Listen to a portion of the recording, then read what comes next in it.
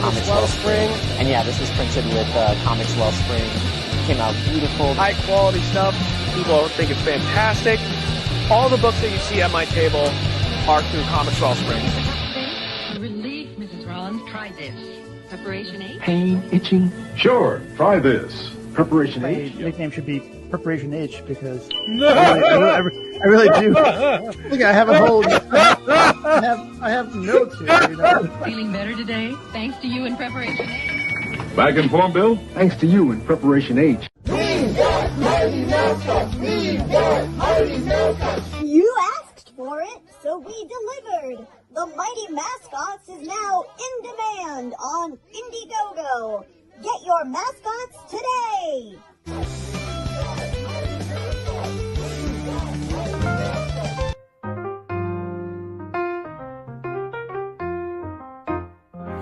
There were comic adventures, crowdfunders galore, stories that left us laughing and in tears.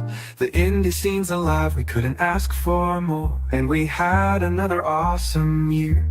With every creator who showed us something new, we heard their voices so clear, laughing and joking, the time just flew, meeting friends who are far and who are near. And now we look ahead to what's next to be. We'll keep turning pages, won't slow it down. More stories to tell, more pictures to see, as the indie comics world spins round. Here's to the year that we lived through, in the world of indie comics, so fresh, so new. The writers and artists, their stories we shared, a toast to the moments, no laughter was spared. So here's to the comics, so wild and free. A happy new year from Keith, Johnny, and Harry. With our hearts open wide, we cheer and say Happy New Year from Indie Comics Relay.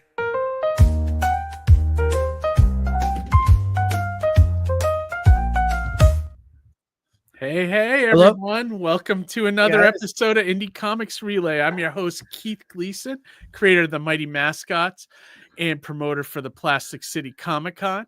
With me is always Johnny C, creator of Sartana, Surrounded by Death, and The Pond for who?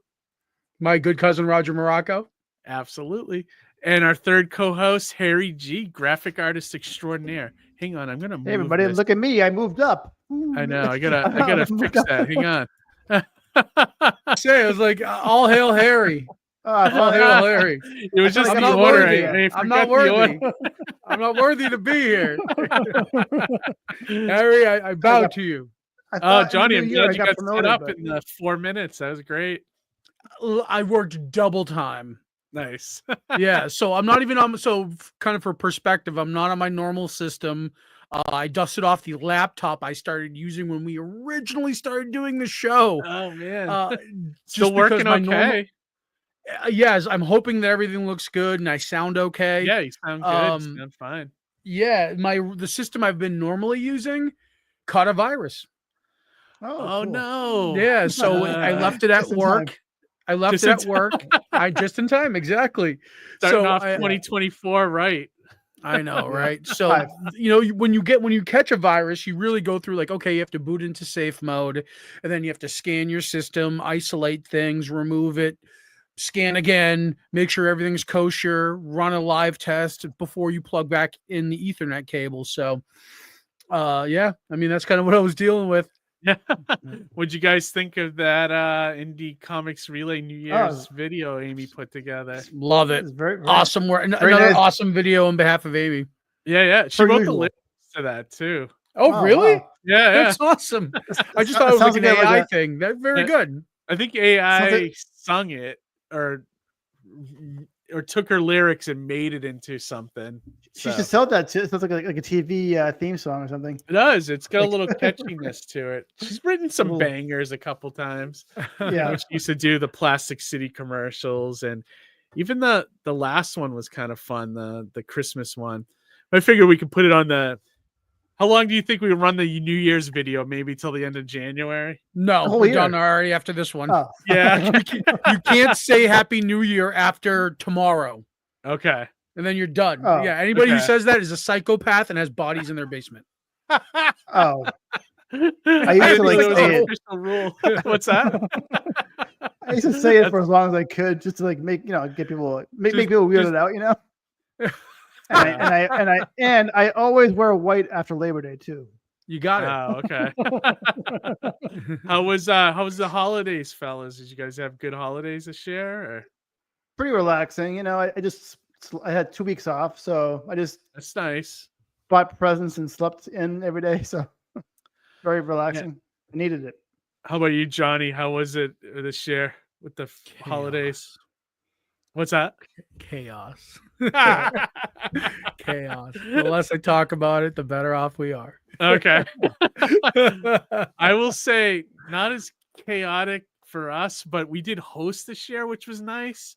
Only nice in the fact that we didn't have to go anywhere, which was really nice because it's usually us traveling to everybody. Yeah. So that was kind of cool. Like everyone left and I was like, we were already home.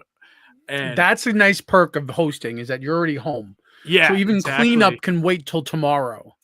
That kind of thing. You know what I mean? The other added bonus of, especially from COVID, is that now it's become acceptable to wear sweatpants everywhere and every day.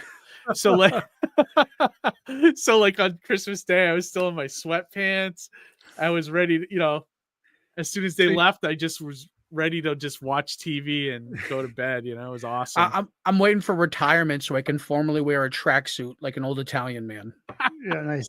Yeah. I've had that look. Harry's like, yeah, nice. Harry, because an old Greek guy would be the same, doing the same thing. We're neighbors. We're practically neighbors. Right. Yeah, exactly. Right. But do you guys have the gold chains to wear if you did that? Oh, please. So I don't wear my gold chain anymore because I don't want to give off the vibe. I have mine in my room. I do enough of it on my own. I have a gold cross that I used to wear all the time too. But yep. Nice.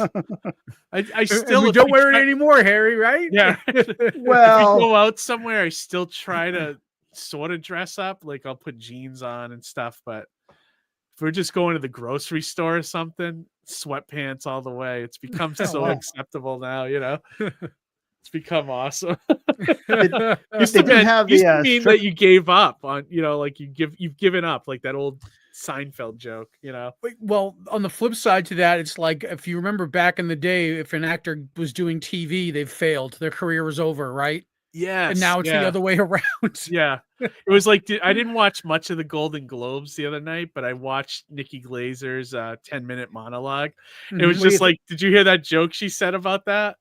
She was like, all these great movies. We got Kate Winslet, we got Colin Farrell, and I forget who else she said. And then all these other great TV shows starring Kate Winslet and Colin Farrell. It was really funny. That's funny. They had some good ones though. She said to Zendaya. I thought this was hilarious. She's like, I loved you in Dune. I woke up for all your parts. That's she's good. Great, man. She's like the new roast master, She was on Stern today too. She was Stern's guest. Yeah, today. she was. I heard she was on there telling all the jokes that she couldn't put on the Golden Globes, and the ones that she messed up on too. Yeah, she got some. Oh, okay. She was the highlight of the Brady roast. Yeah, right. Yeah. She's become and she's good at it. Like Hollywood didn't see. Usually you get those faces like when people are offended. Yeah, but like she or Tom Brady walks over and says, "Don't say that shit ever again." Yeah. Like she had the whole room like laughing. So like I feel that's why I miss Ricky Gervais because he was like awesome at that. Like really offending. Oh, he was just he was ruthless. He was great, ruthless. Yeah, right. But anyway, he's like, I don't care. Like this is my last we'll time. Talk more after the guest tonight because we don't want to burn too much time. Yeah, exactly. I'm trying to for the new year try to keep things scheduled a little better. Where like I told the guests, we'll interview from like 9:10 to about 10, and then we'll try to close the show out in a half hour with just us and whatever we got going on, things like that. So and in the new year, Harry is going to undermine you with as many tangents as possible. I'll have to work on it. You have to work on it, Harry. I've handed off a couple hairy moments to Amy last week. So oh man, so there's some new ones coming. I can only imagine. Well, if you want to know, it was like from the Matthew Sardo episode. You had a couple gems. One of them, I'm not sure how she's gonna spin it. It was when you were talking about the Slut Cracker burlesque show. Oh, maybe we shouldn't leave that one out. I'm waiting to see how she spins that one. And then I also handed her the Pesky story that you told, which was pretty Johnny funny. Pesky. Oh, that was a good one. Yeah.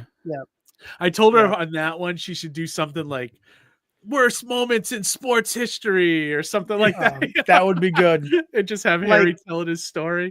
It was so like surreal. Like my life sometimes is surreal because like one moment I'm like talking to Johnny Pesky, the one guy I was telling my girlfriend at the time that I wanted to meet.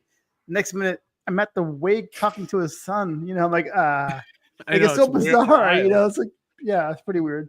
But before we bring him in, and just want to say good evening. My wife is in the chat, of course. Amy, as always. Happy New Year, everybody. She wrote those lyrics. Yeah, happy 2025, everybody. Yep. AI music, but my lyrics. She said, "Oh, look at this, Emily Druin. Happy New Year. What's up, Emily? Good to see you here." Currently got about 30 people watching us. So yeah, join us. Join us with your questions. We're bringing the guest on right now. So the guest tonight is Mike Moman. He reached out to me a while ago. He's interesting dude. He's got a lot, years of doing radio. He's currently trying to become a lawyer, and he makes comics, and he's a family man. He's a speaker, all this stuff. So he's like, dude. I love the 2 books he sent, the 2 issues he sent over. Oh, good. I'm glad both of you guys got to read them. I looked through them. I liked what I saw. Yeah, I just don't have the time to read stuff digitally is so hard for me.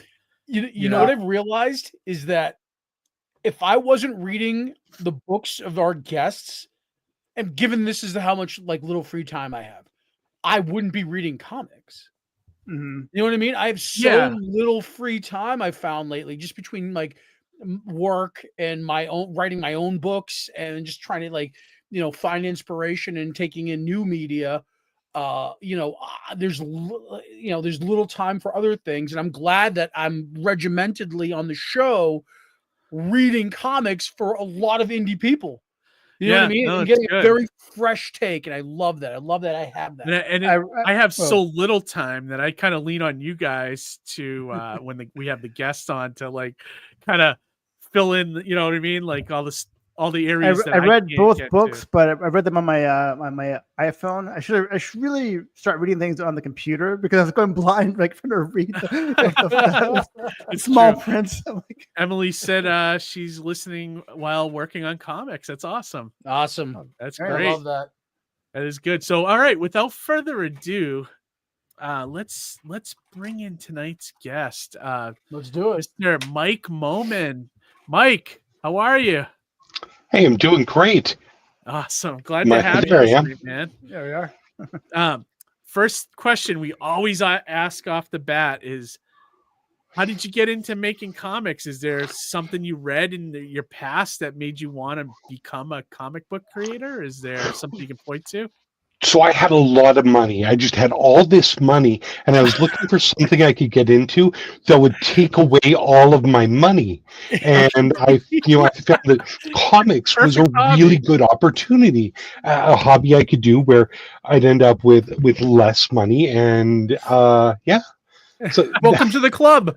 Yeah, that sounds familiar, actually. You know, no, my comic buying habit has gone up, and I blame it on this wave of retro books that are coming out. That the comic companies are making every Saturday morning cartoon that ever existed into a comic book now, and I have to get every one. So I'm like buying more and more comics than I should right now.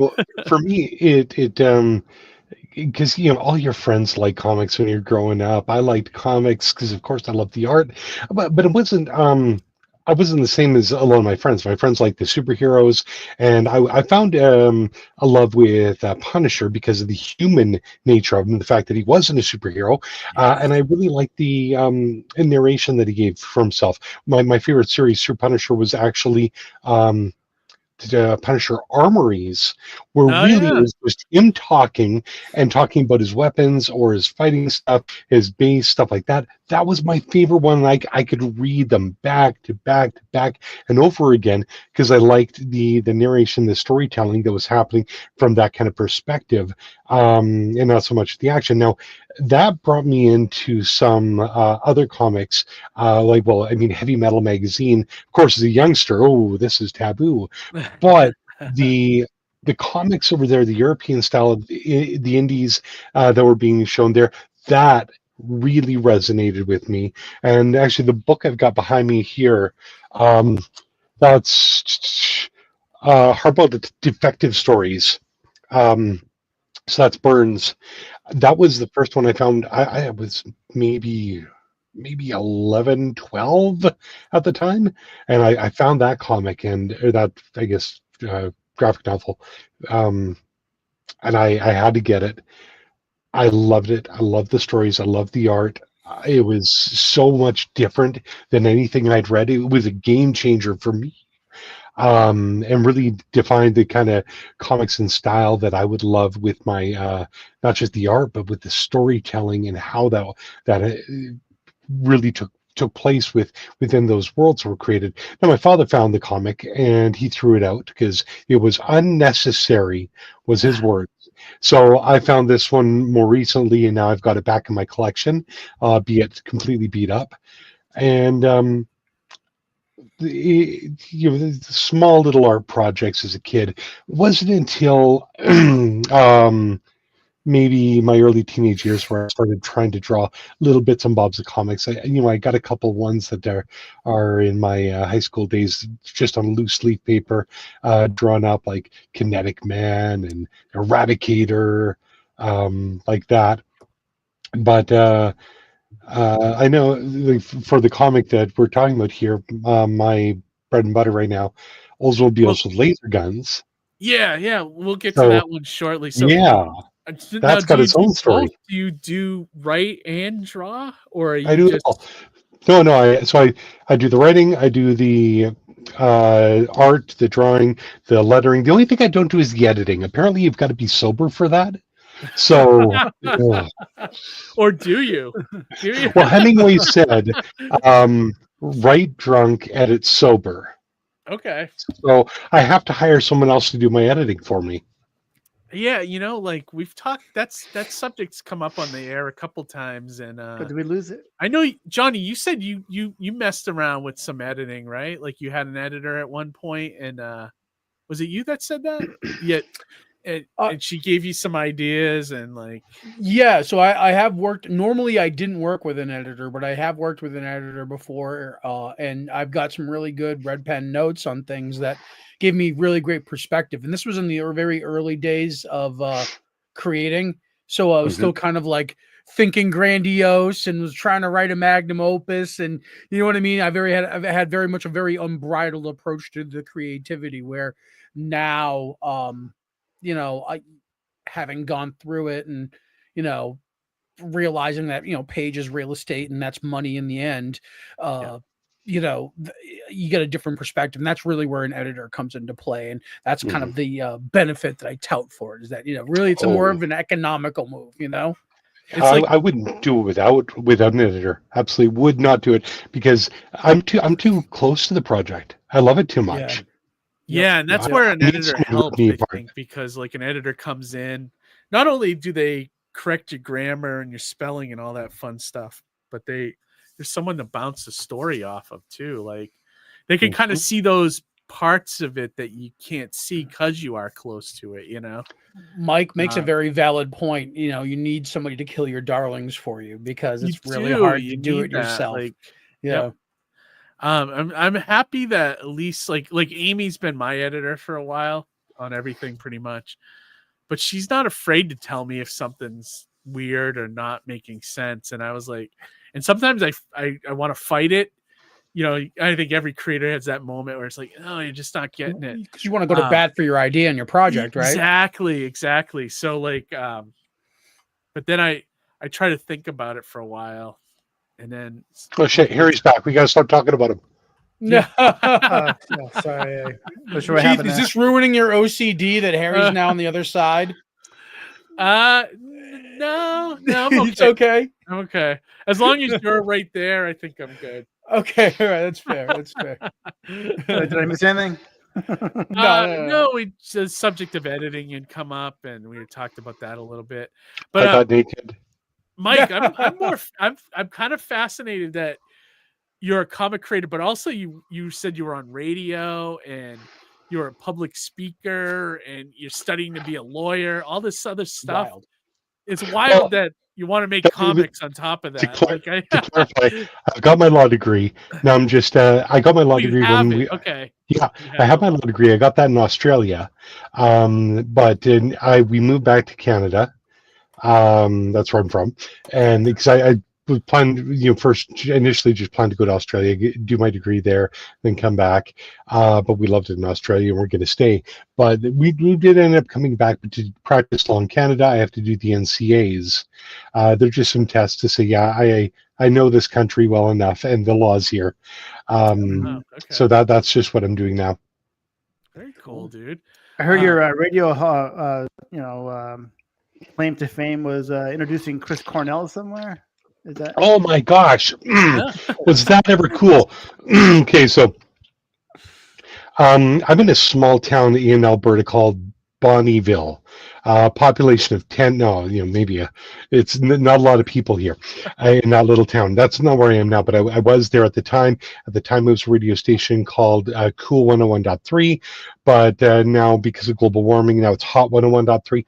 And what was happening is Chris Cornell just finished coming off of his European tour. Now this was after James Bond, so he was huge. He was doing sellout stadiums all throughout Europe.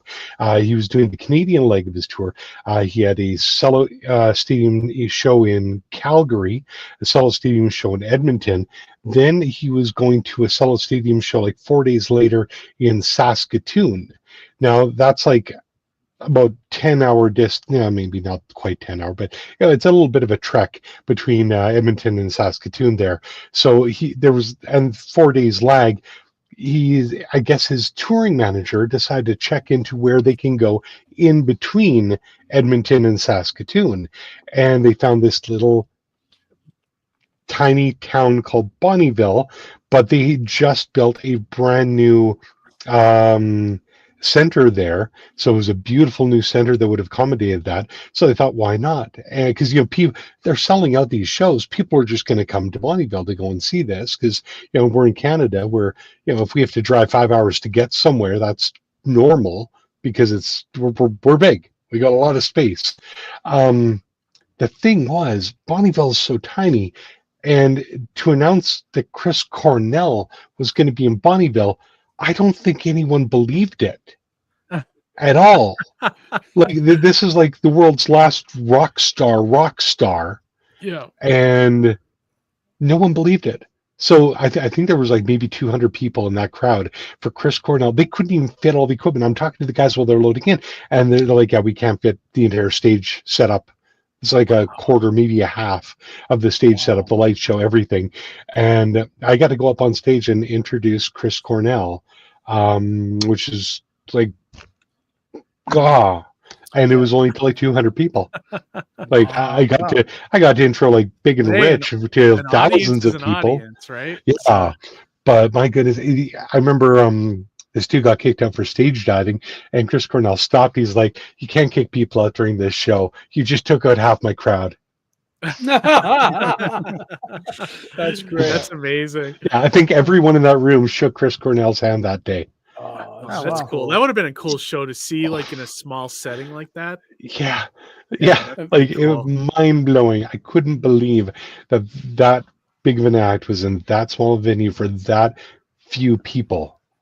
Yeah, that's crazy. There's very few instances I've had where I've seen a live act in that rare scenario where just nobody showed, or it just happened to be too small of a venue, or whatever the case may be. And those are special. You know what I mean? When those things happen. Yeah, I did talk to a couple that had driven 10 hours to go to that. Worth it. And I was like, okay, that's kind of crazy. You guys from down south Alberta drove all this way they said we couldn't get a ticket to Edmonton or Calgary. We saw this and we weren't sure if it was real or not, but we thought we'd take a chance. Well, in hindsight, it's very worth it because yeah. So right? Yeah. Hell, some people down here would have driven up there, I think, if they knew about that show. Yeah, that's awesome. I saw him when that's the guy that was with Soundgarden, right? Soundgarden, right? Yeah. I saw him at Wallace, where I used to do the Plastic City Comic Con. Oh, wow. Back when they used to do concerts back in like the mid 90s. My second ever concert was Foo Fighters at that venue at the Wallace Civic Center. Fun time to dust off an old story. I was in high school. I went to go see Foo Fighters that night. Yeah. Wallace Civic Center is a very small place when you look at it in hindsight nowadays, right? Yeah. So we're used to do that for a load concert, specifically, yeah. So we're used to do that load in, Keith, in the back. Yeah. After the concert, I went around back with my friends because we wanted to meet Dave Grohl and we wanted to meet Foo Fighters and we wanted to meet the drummer from Nirvana. Yeah. Meanwhile, I left my parents out front waiting for me, who were picking me up on a school night. My angry Italian mom. So wait, let me rewind. We're waiting around back, and it's getting late, and we're waiting for Dave Grohl and the band and stuff. And finally, they came through, and I'm waiting in line for my autograph. And just as Dave Grohl's getting to me and he's signing my autograph, my mom comes fucking like a mad bull from around the back, from where the parking lot is around to the back, and starts yelling at me in Italian in front with a rolling pin. Like, pretty much. We're very we're very shy away from the rolling pin. All right. So I'm mortified because here I am getting reprimanded by my mom in front of Dave Grohl, and Dave Grohl very calmly and plainly just looks up at my mom and responds to her in Italian. I'm so sorry for keeping your son out late on a weeknight, but thank you very much for letting him come to the show. And I was in shock. because he actually replied to her in her native tongue. And Holy she was crap. like, "Well, you better have it on a weekend next time." and she pulled me out of there. It was just wild.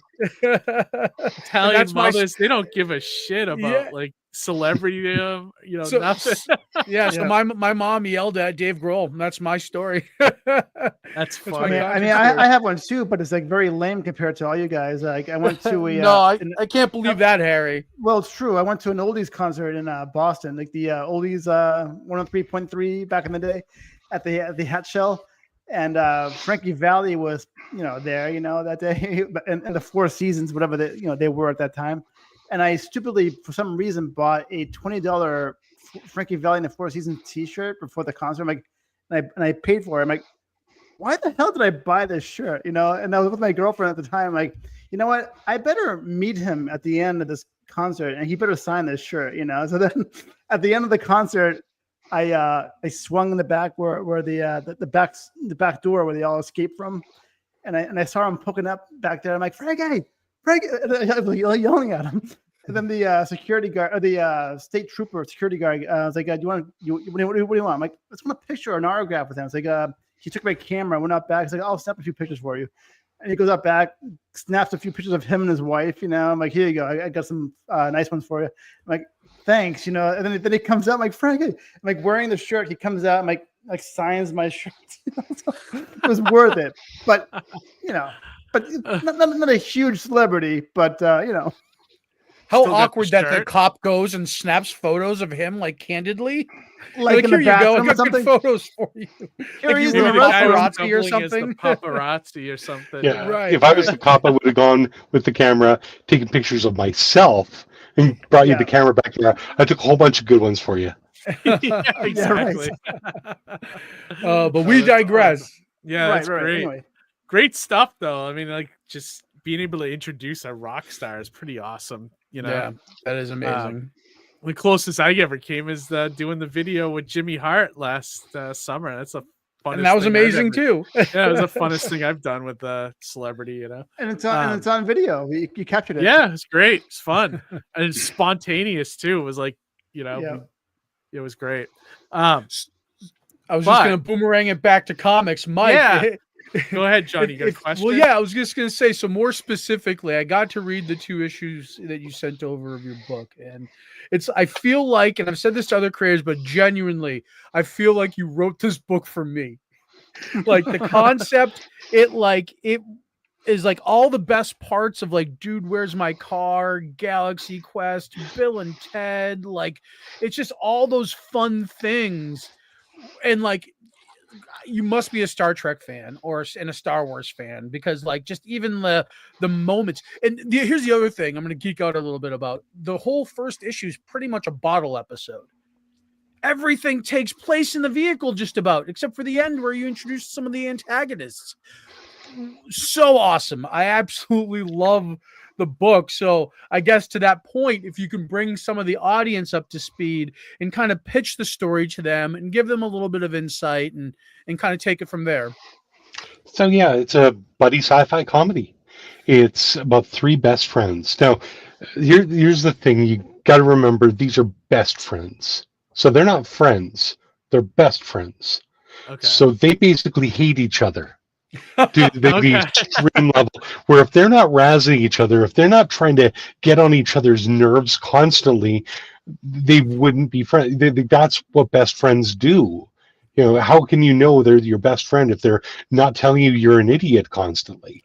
So that's what these 3 guys are. And now they were just going out for some drinks one night. They find this Oldsmobile. They jump inside for some stupid reason, and it blasts them into outer space. Now they're trapped in outer space, trying to get their way back home. Problem is, they're also kind of morons.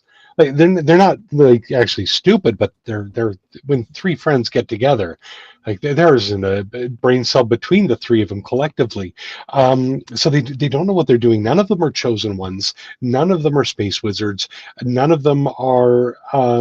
Anything special whatsoever. It's just like you and me, and just trying to do their thing.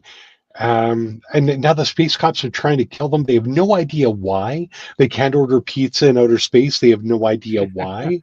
And they can't figure out how it is they're going to get themselves back home. And actually, if you scroll down a little bit in the fine print, it says this was written for Johnny C. So you're right, Johnny. There you go. Wow, so weird, so strange. It's like you had the foresight specifically to write it for me. Yeah. Another thing I wanted to kind of point out is that while right here, Keith, if you don't mind stopping for just a moment, sure. Your character designs are so simplistic, but it's elegant in that regard. It's something like I can't pinpoint the name of it, but it's a comic strip that is Charlie Brown. Basically, was that? No, go ahead. No, Cyanide and Happiness. Oh, yeah. Do you know what I mean? Yeah. Like it reminds me of that, where it's like it's very simplistic in that regard, but that's not a knock on the artwork. It's merely just I love the aesthetic choice that you made for those character designs. It was a choice. While I was working on character design, I was trying to improve my drawing, and I was trying to get some better faces, facial expressions. A lot of detail goes into the background of these in comparison to other comics that really just the background is forgotten about, but there's so much for the background. I realized how important it was to let that background shine, to let the whole scene be a character itself. The car is a character itself, and let the characters be simple. I think of it like a cross. Basically, it's a love child. If Tintin and Retro Archie pop something out. I like that. That's a great example. I was looking for the words and something to kind of compare it to, and I didn't have it. But that's a great comparison right there. I like how the dash at the Oldsmobile is like very like nothing too fancy about it. It's like a Oldsmobile dashboard. It's like nothing too techy or anything. But why?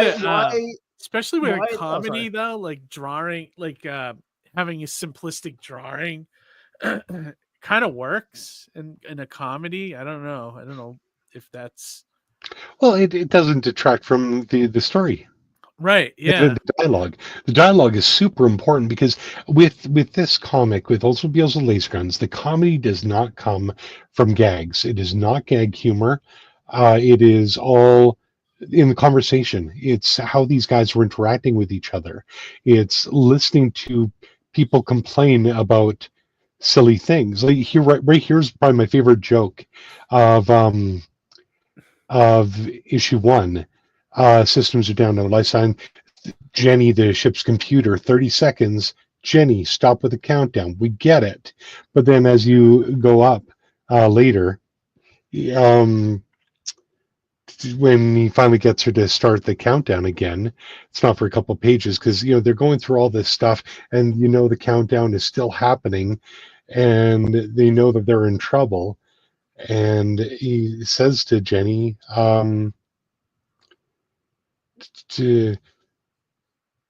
right there, Jenny, start the countdown when we have 5 seconds left.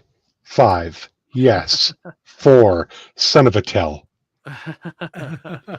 So that was actually my favorite kind of, but I mean, you're reading up to it as it comes up, and realizing all these things that are happening, and just their simple stupidity. I loved it because it was a great momentum moment. Like it kept the story going, and it was like, oh wow, by doing that and it being a joke, also told how dire the situation was. Which that's a twofer. I love that. I love that you did that. Yeah, absolutely. I love that you did that. And another thing I wanted to say is that even through the simplistic designs, is that you can see emotion in the characters' faces. It's not lost. And so I love pretty good right like there. I love what you've done. Okay. Yeah, sorry, Keith. I didn't mean to step on you, but it was I love what you've done there with that. Well, thank you. Yeah, I mean, one was rough around all the edges. I had only just started to do this. I wasn't, my character design, it really did change in issue 2 when I finally figured out what they'd be wearing and everything. So, one is just a really good intro, and it's not that whole origin story. It's just bam, you're in the action, they're flying around, and you're already watching some guys in trouble. I love that. Throwing in the deep end. Just throw them right in there, and then you got to figure it out after. Absolutely. I like the word we say tell. It's like your swear word in this. It's kind of like that crack in Battlestar Galactica. You know, it's like or like Serenity. Like they use like Asian, like China Mandarin to swear. Well, this is heavily. I mean.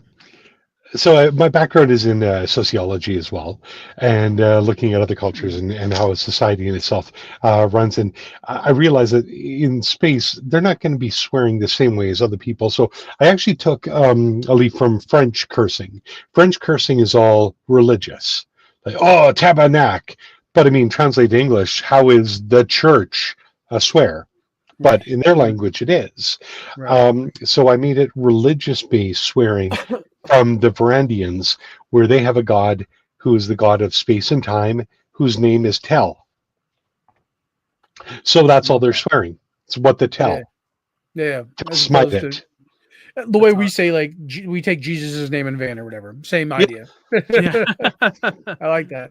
Emily saying, I agree. I tend to draw simpler for more wacky comedy, but more detailed, realistic for more serious storybooks. Yeah, that's what I feel like. A lot of comedy is more, not all of it, but a lot of it is got a little more like comic strip kind of art, like, you know, where it's like a gag. And to your original point, Mike, the detail between the very detailed backgrounds in contrast to the simplistic character designs is it's beautiful. It's a nice touch, and I think they contrast each other well.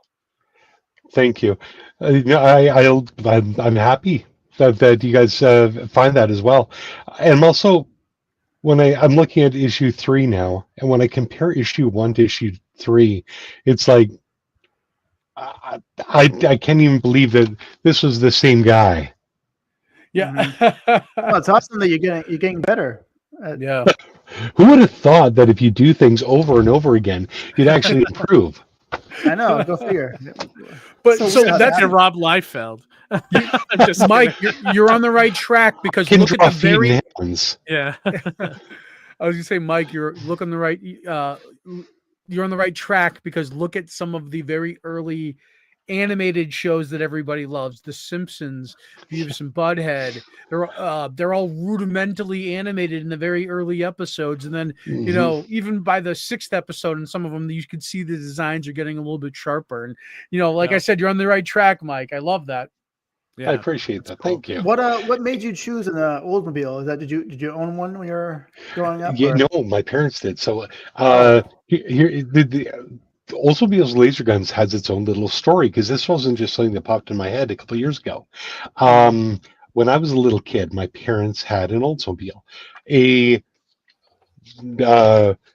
navy blue Cutlass Sierra, 1983. And when I was a little kid, that car was a spaceship to me. Because you're a little kid, mom and dad's car is a spaceship. When I'm circa 15 years old, starting to learn to play guitar, writing my very first song, and getting some tips and advice, something simple, something I just made a joke song, Oldsmobiles Laser Guns. And it ended up being a song that I would continue to play with my band. Later, I'd start a band. I was in a punk band, Undermined Authority, kind of like how Harry undermines you guys.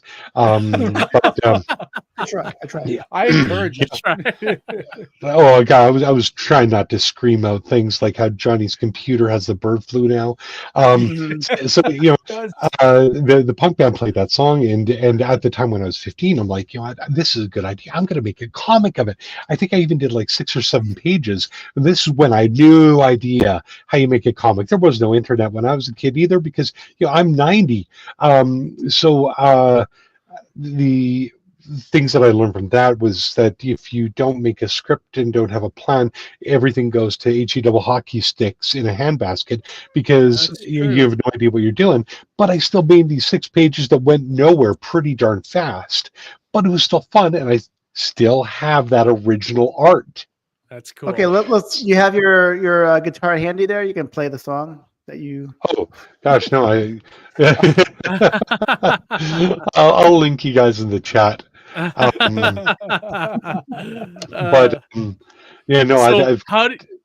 like, so you had the idea for the Oldsmobile, and then how did Yeah. you link it together with your friends? Was it more like, did you see something that was like, oh, that'd be cool, like if we were all together in an Oldsmobile going It into was, outer space? yeah, it was. That's exactly what it was.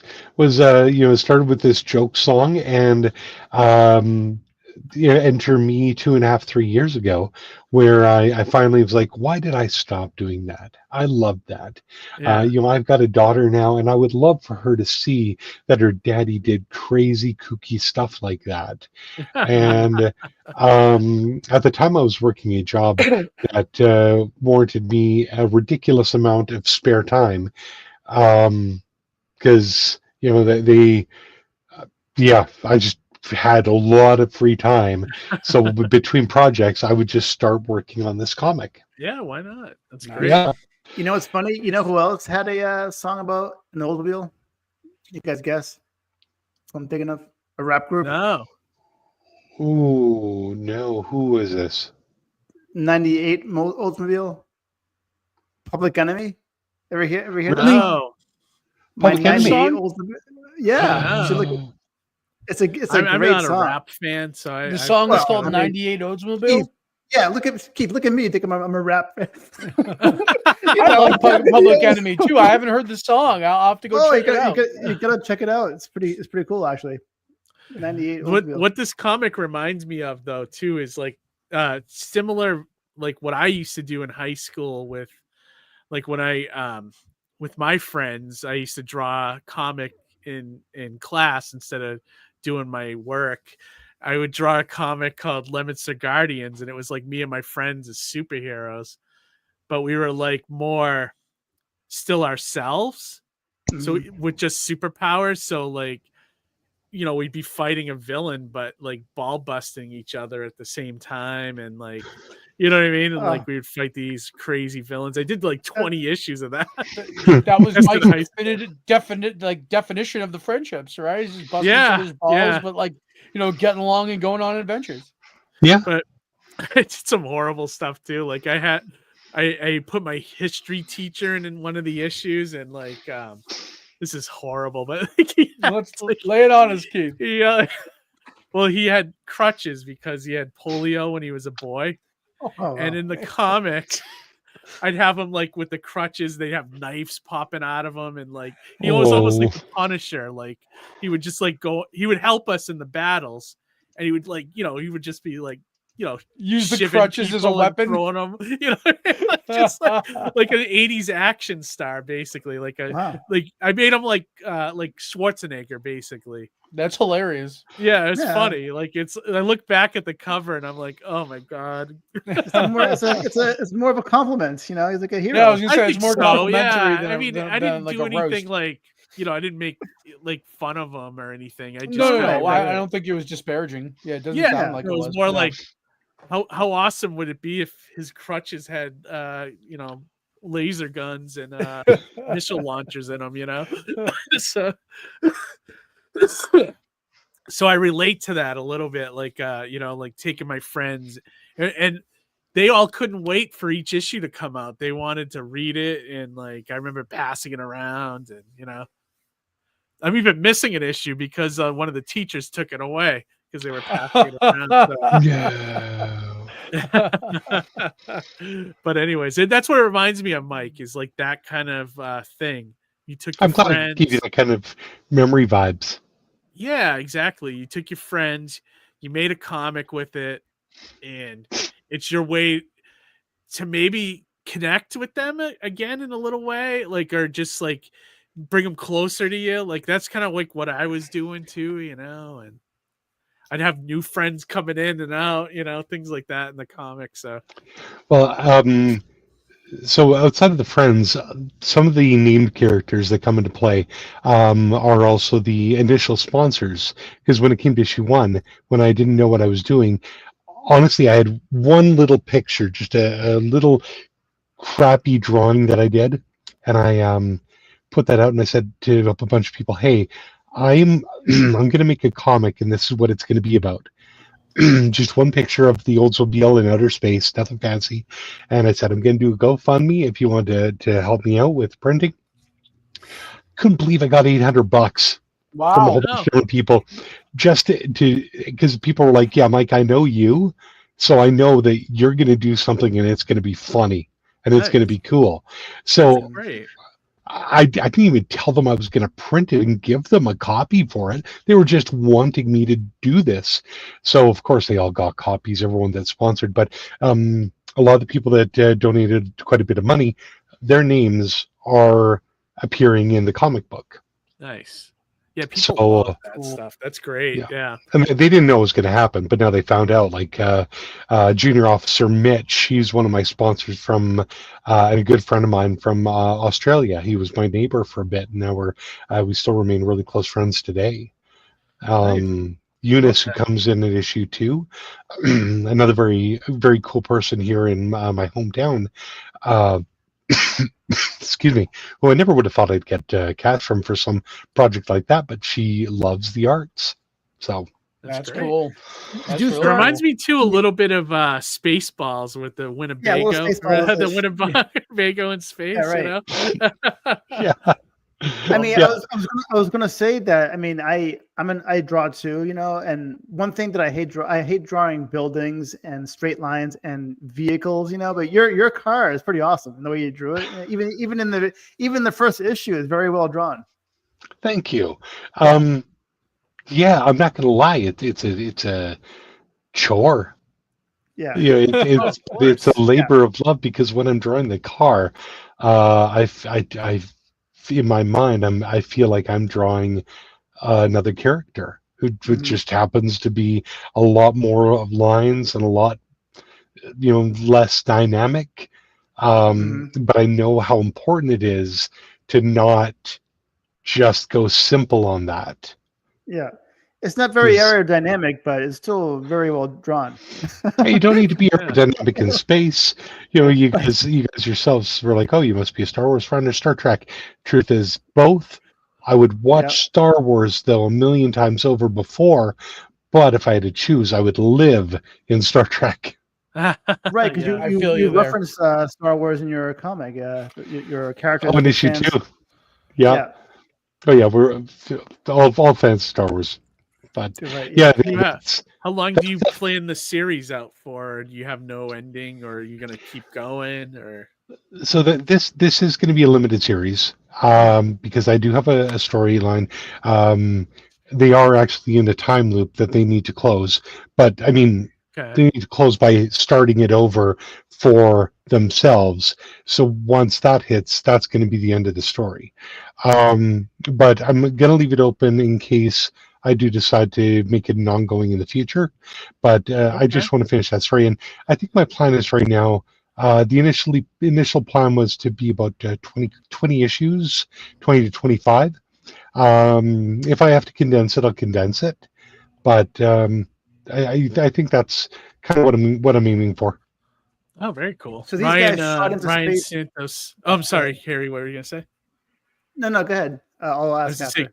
Cars are a killer, but fill the world with specific character. Yeah, I agree. I agree. There. When you see a good car in a comic, like I like to point to the Impala in Supernatural, that TV show. That's like another character. Think of any TV show that has like an iconic car, Dukes of Hazzard. like A-Team. I like Knight Rider as a kid, but then they had a reboot of it like a few years ago. Years ago, it was like a red, the red one instead of a but it was so dumb because I'm like, wait a second, like every car can talk now.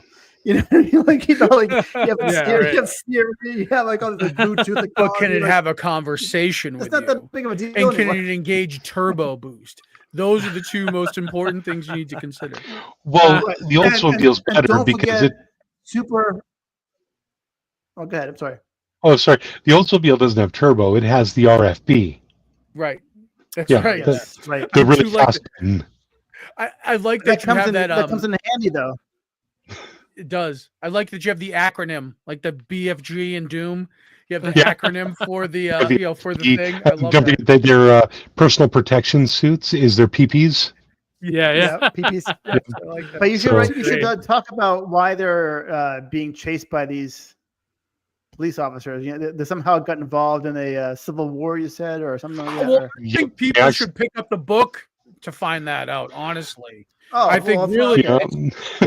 it's worth it for them to go to the website, right? To actually pick up the book and find that part out. Well, Yeah. Now, do you do that? How do you do this distribution, Mike? Do you do like through the crowdfunder and your website? Is that primarily?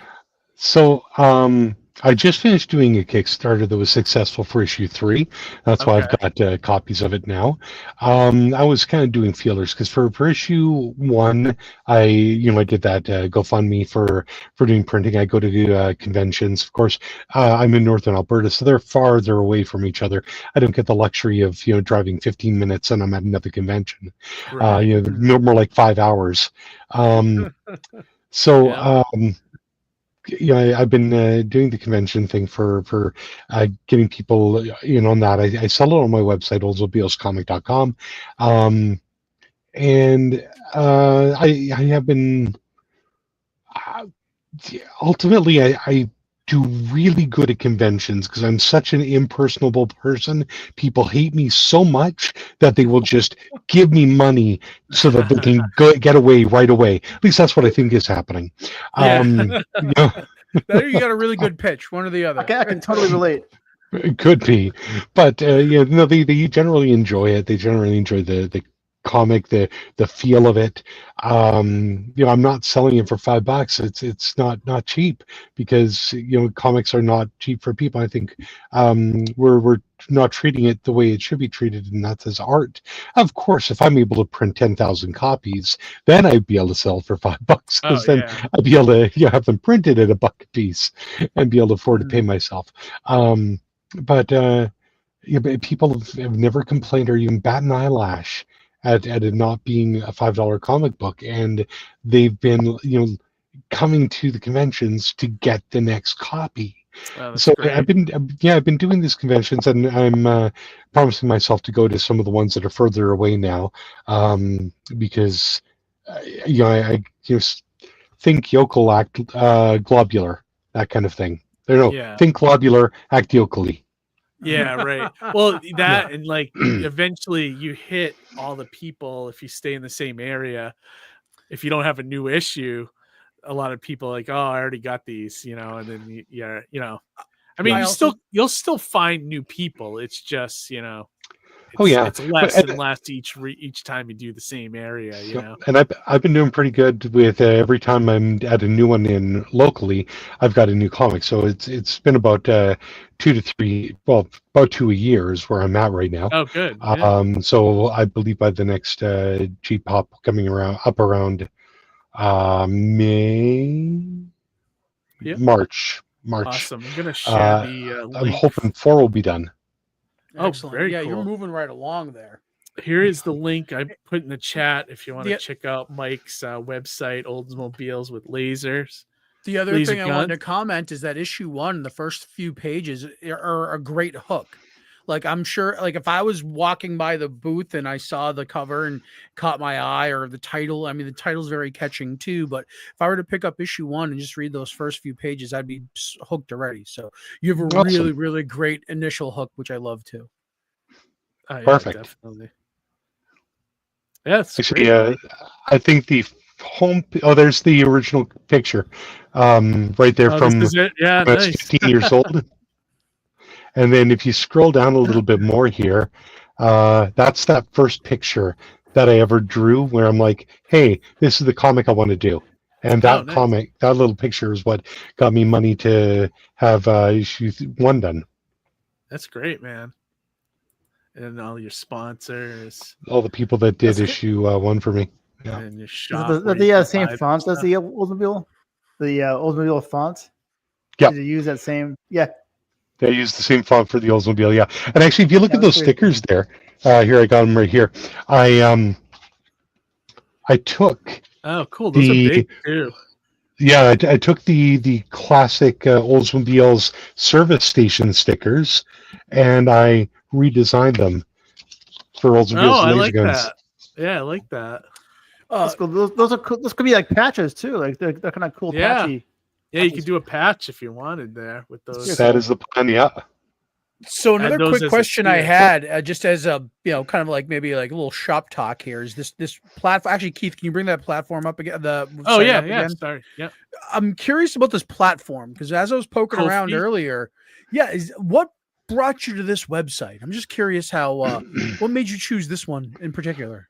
For donations, they don't make any charges. So I don't lose any cash if people want to make a donation to me.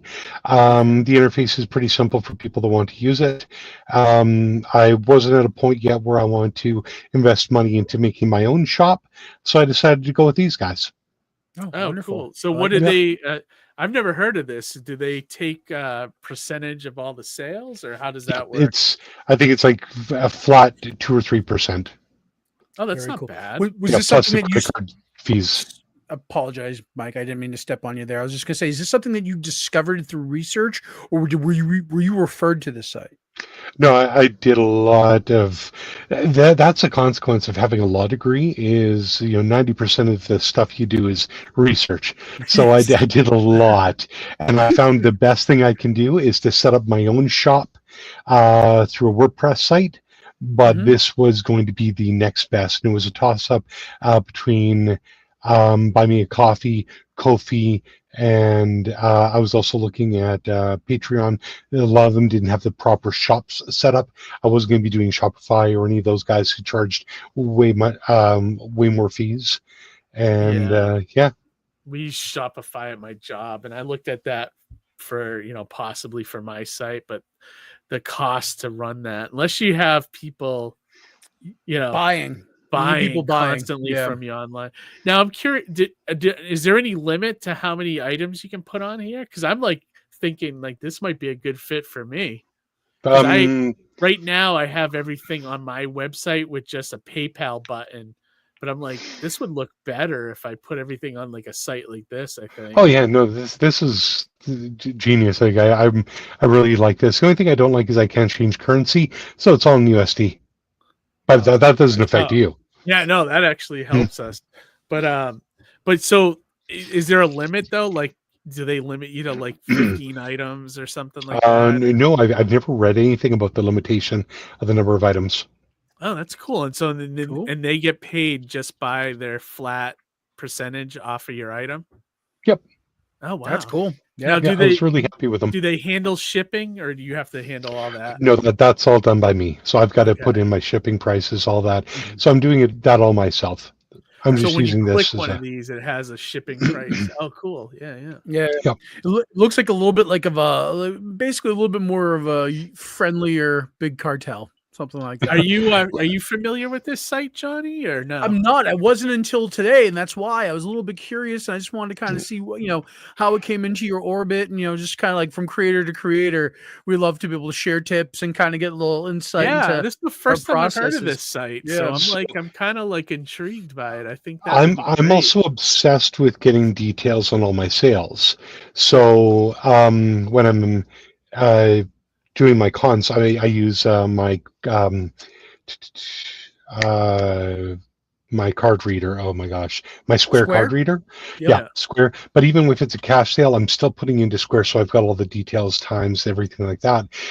So if I had in the future, I think I would look at getting a Square website, even though I can make and design my own, just to do sales through Square. If I could justify cost-wise, just so I'd have all of those details in one package. Square, I have Square, and they limit you for items. So on the free tier, right? Yeah.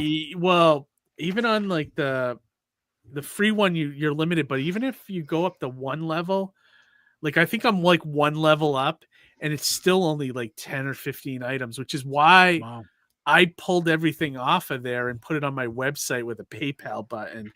But I'm going to write this one down because I think that one might be good for me. I love that. I love when we can share like resources. Yeah, like well, that's the thing. I don't want to pay Square more just so I can have more listings on the site for stuff that doesn't sell, like sells better for me in a crowdfunding campaign and less on my website.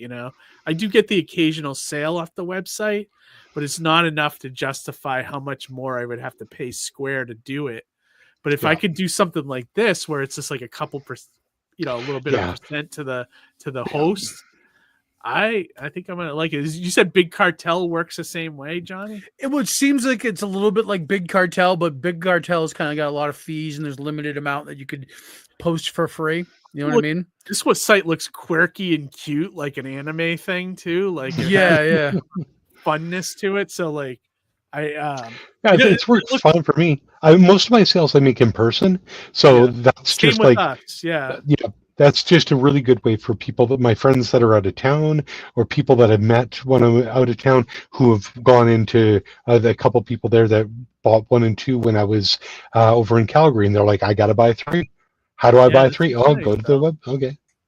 Yeah, I'm glad you brought that up, Johnny. I didn't even think to look at that as oh, that could work for me, So I like that. Like, you look at the site and it looks like, this site's not going to take me for my money, or you know what I mean? It doesn't look, it doesn't have a bad vibe to it, Yeah. It's very soft and welcoming. Absolutely. No offense against Big Cartel, but doesn't Big Cartel sounds like you're, are they gonna ship some drugs in your package? Shady, Are they gonna behead you? Like, what's going on here? Yeah, that's right. With every comic purchase, you also get 5 ounces of 5 ounces of pure, good, nice. That Howard. Maybe we need to fire Howard. Maybe it's good to have a show lawyer, on hand in case we get into trouble with like prices and the websites and whatever. Yeah, no, I like that one. Now I'm just gonna find the time to sit there and look into it. Right. Yeah, now, exactly. Just to kind of circle it back around to creating comics, Mike, I was kind of curious: is this book your only focus, or do you have other comic ideas or aspirations or stories that you're looking to tell? So there's a one shot I've got that I'm working on that is I'm experimenting with a 0 dialogue one. Okay. But of course it's a sole survivor kind of situation, but surprisingly also takes place in the exact same world as Oldsmobiles With Laser Guns, even though it doesn't need to. It just happens to be there, so there'll be like a callback. But the art style, I want to do this because I want to experiment with the Mobius style of line art and doing that. So that's an experimental piece for me. I was thinking Castaway the whole time. What's that? What's that? I was thinking Castaway the whole time, like lone survivor. No dialogue. Wilson. Yeah, no, it's yeah, right. Yeah, it's going to be a post-apocalypse. Oh, okay. But cool. But then I also my partner suggested I come back do a callback to Operation Paperclip, a RPG that I was working on in the past. It's kind of about the bringing over Nazis into North America with the show Hunters that was on Amazon back in the day. Yeah, amazing show. She suggested I look into doing that, and I'm debating on it. But the next project that I want to do, and I'm not going to do this until my art is up to snuff, but that is hold on a sec. Working title, The Institute of Teddy Bears for the Care of Small Children and Creative Adults. Too short of a title. You need a longer title. Yeah, no, it's a very long title. Wait, that's an acronym, though. Right? Yeah, no, that's all about the A Secret Life of Teddy Bears. But it's going to be a very, very, very violent comic. You have to think like Winnie the Pooh meets the Kingsman meets John Wick. Beneath the Trees Where Nobody Sees. I don't know if you've ever read that. Have you read that, Johnny? Yeah, that's a good book. It's really good. It's like Dexter meets like Berenstain Bears. Yeah, pretty much, or like an old storybook kind of thing. Yeah, Paddington Bear. Yeah. It was on the Indie Comics Relay Top 10 of 2024 list. Oh, was it? Yeah. Look at that. Yeah, I love that book. That was great. Mm-hmm. I didn't catch word of it though. I was asleep on that one. I didn't catch word until it was like on the 10th printing that it was something.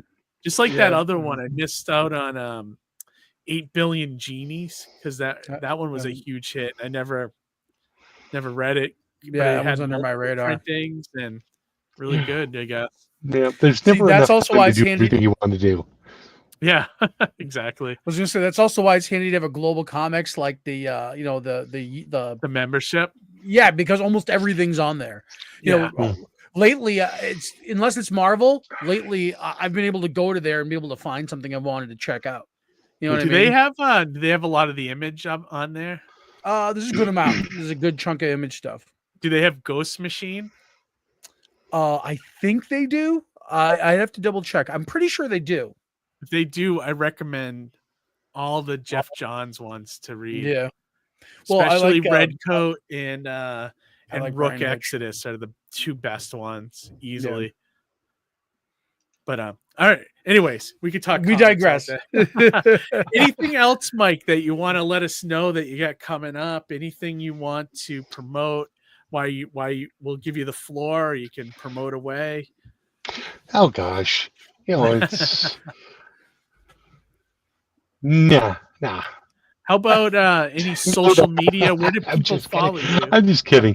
So as I mentioned, issue 4 is coming up now. I'm not going to just be releasing this as a comic because I see how the industry is changing and the accessibility for people. A lot of people worried, oh, comics are dying. No, they're not. The numbers are fantastic.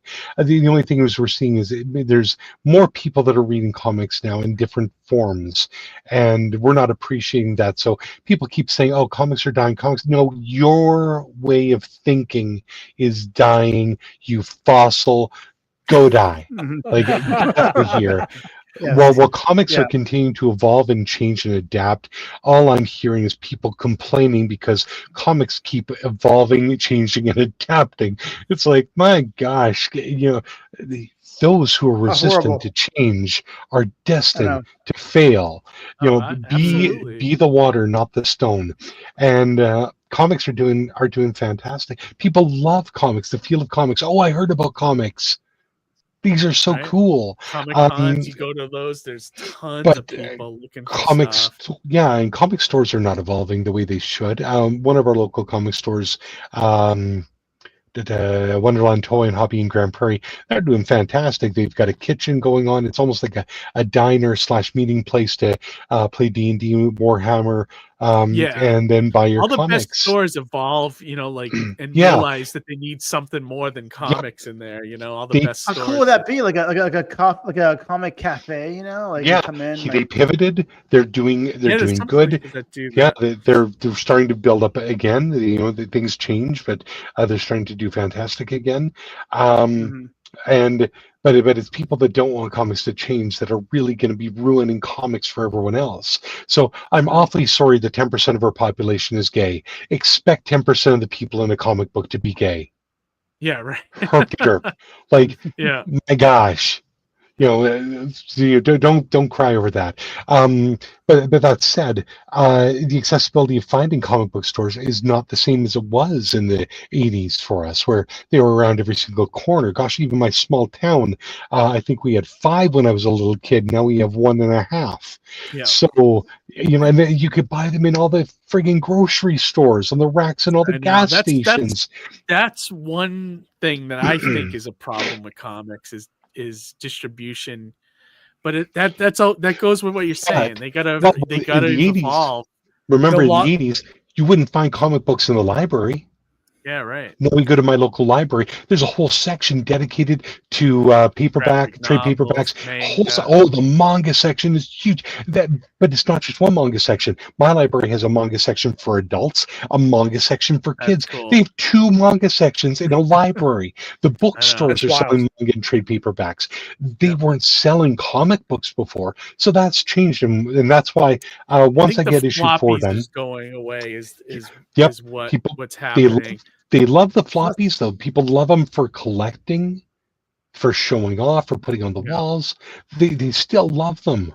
But if you want to make your comics accessible, you need to find that other way to deliver it.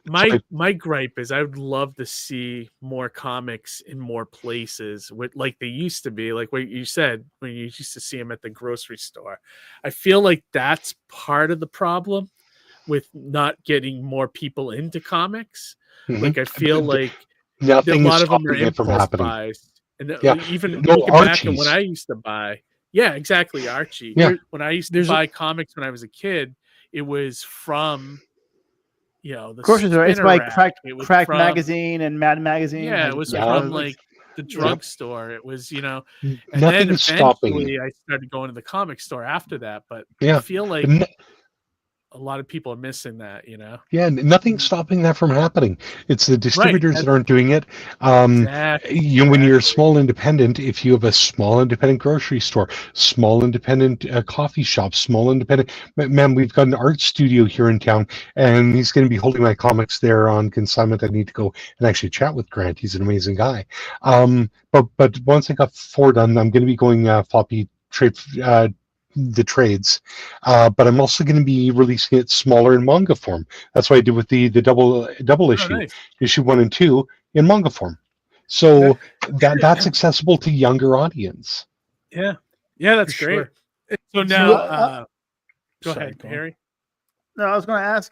So I love your enthusiasm for wanting to get better at drawing. Are you taking classes? Or are you just teaching yourself how to draw? Or are you practicing with that? Oh, I locked myself in the room. I get a belt, and I actually hit myself every time a line isn't straight.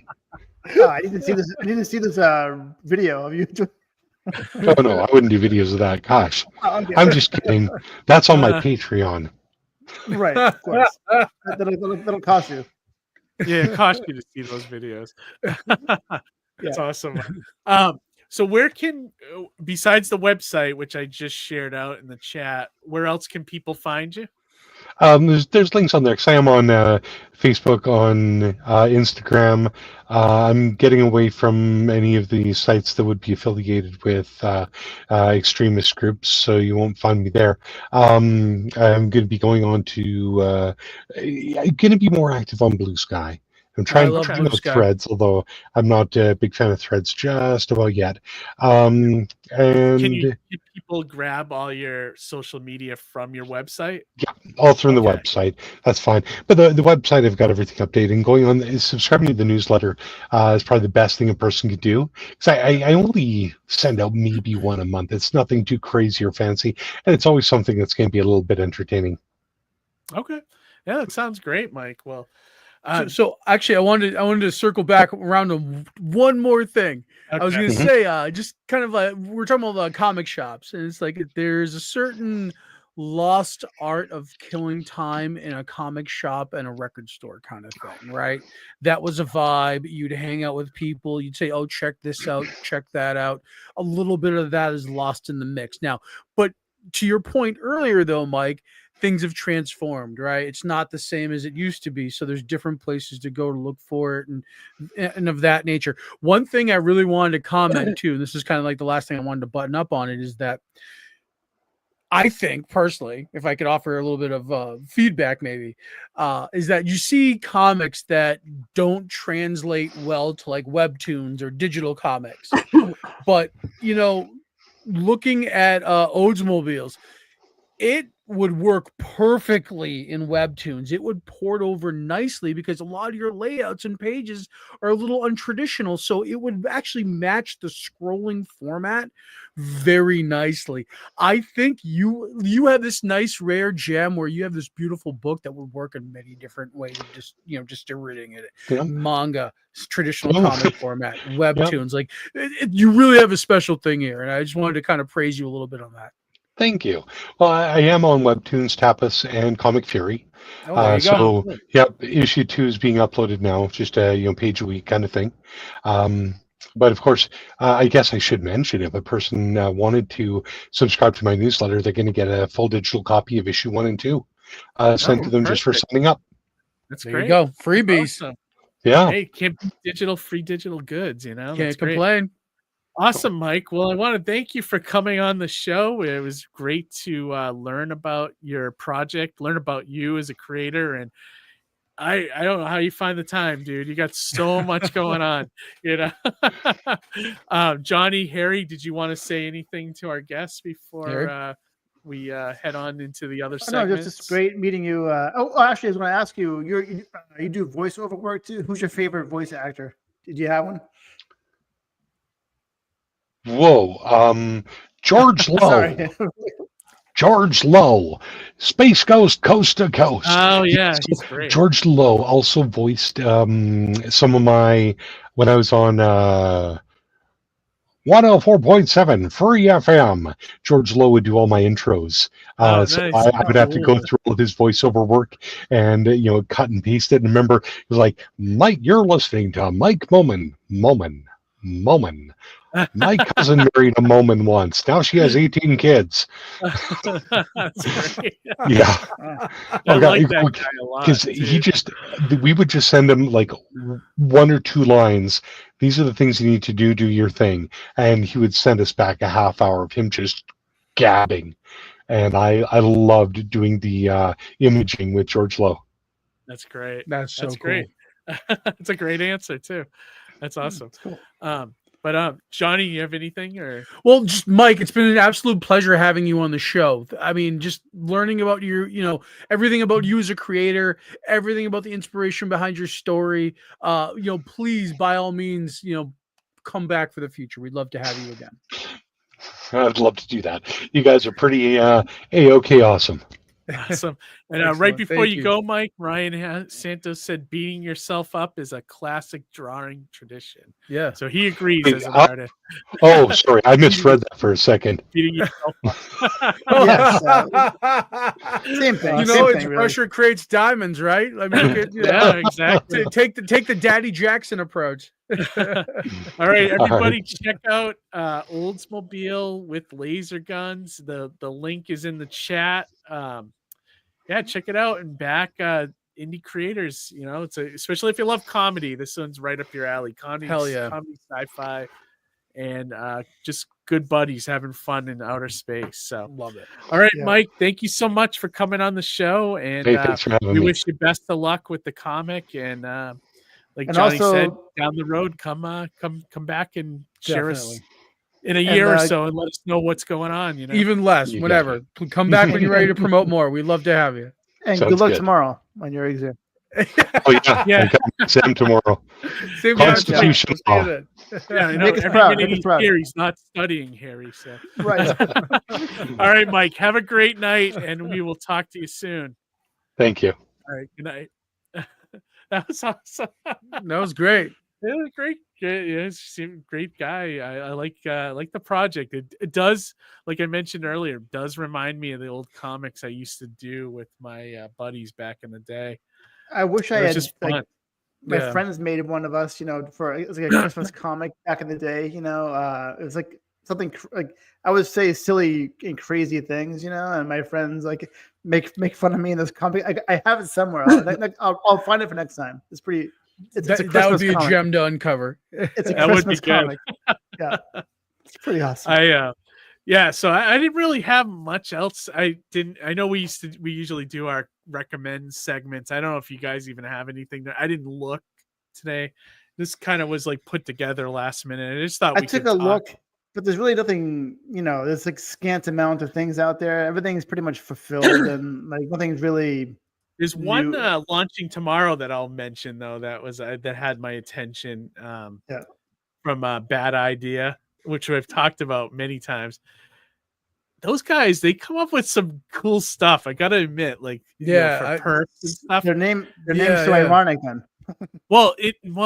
Some of it does seem like a bad idea, honestly. Yeah. Like the comic that they're going to be kickstarting starting tomorrow. It's called Hank Howard Pizza Detective, and it's I've read a couple of the shorts. Now I laugh at it, but the creative team on it is amazing. It's Robert Venditti, I know Robert Venditti writing it, and then David Lapham does the artwork on it from Straight Bullets. So it's like, okay, it's a joke title. Yeah, that's interesting. I've read a couple of the shorts and it's kind of funny. It's like It's like, you know, like when you see a security guard that does his job too good at like a local convenience store or something. So imagine that, but a guy that works for a pizza company, you know, like a pizza chain.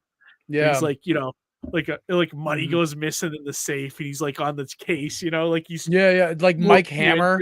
Yeah, exactly. Yeah, Sledgehammer. Yeah. But a funniness That's a to good it. show. Like he often gets the crap kicked out of him and things like that. Yeah, observe and report, that kind of thing. Yeah. So they're taking all they release short stories whenever they release a major book.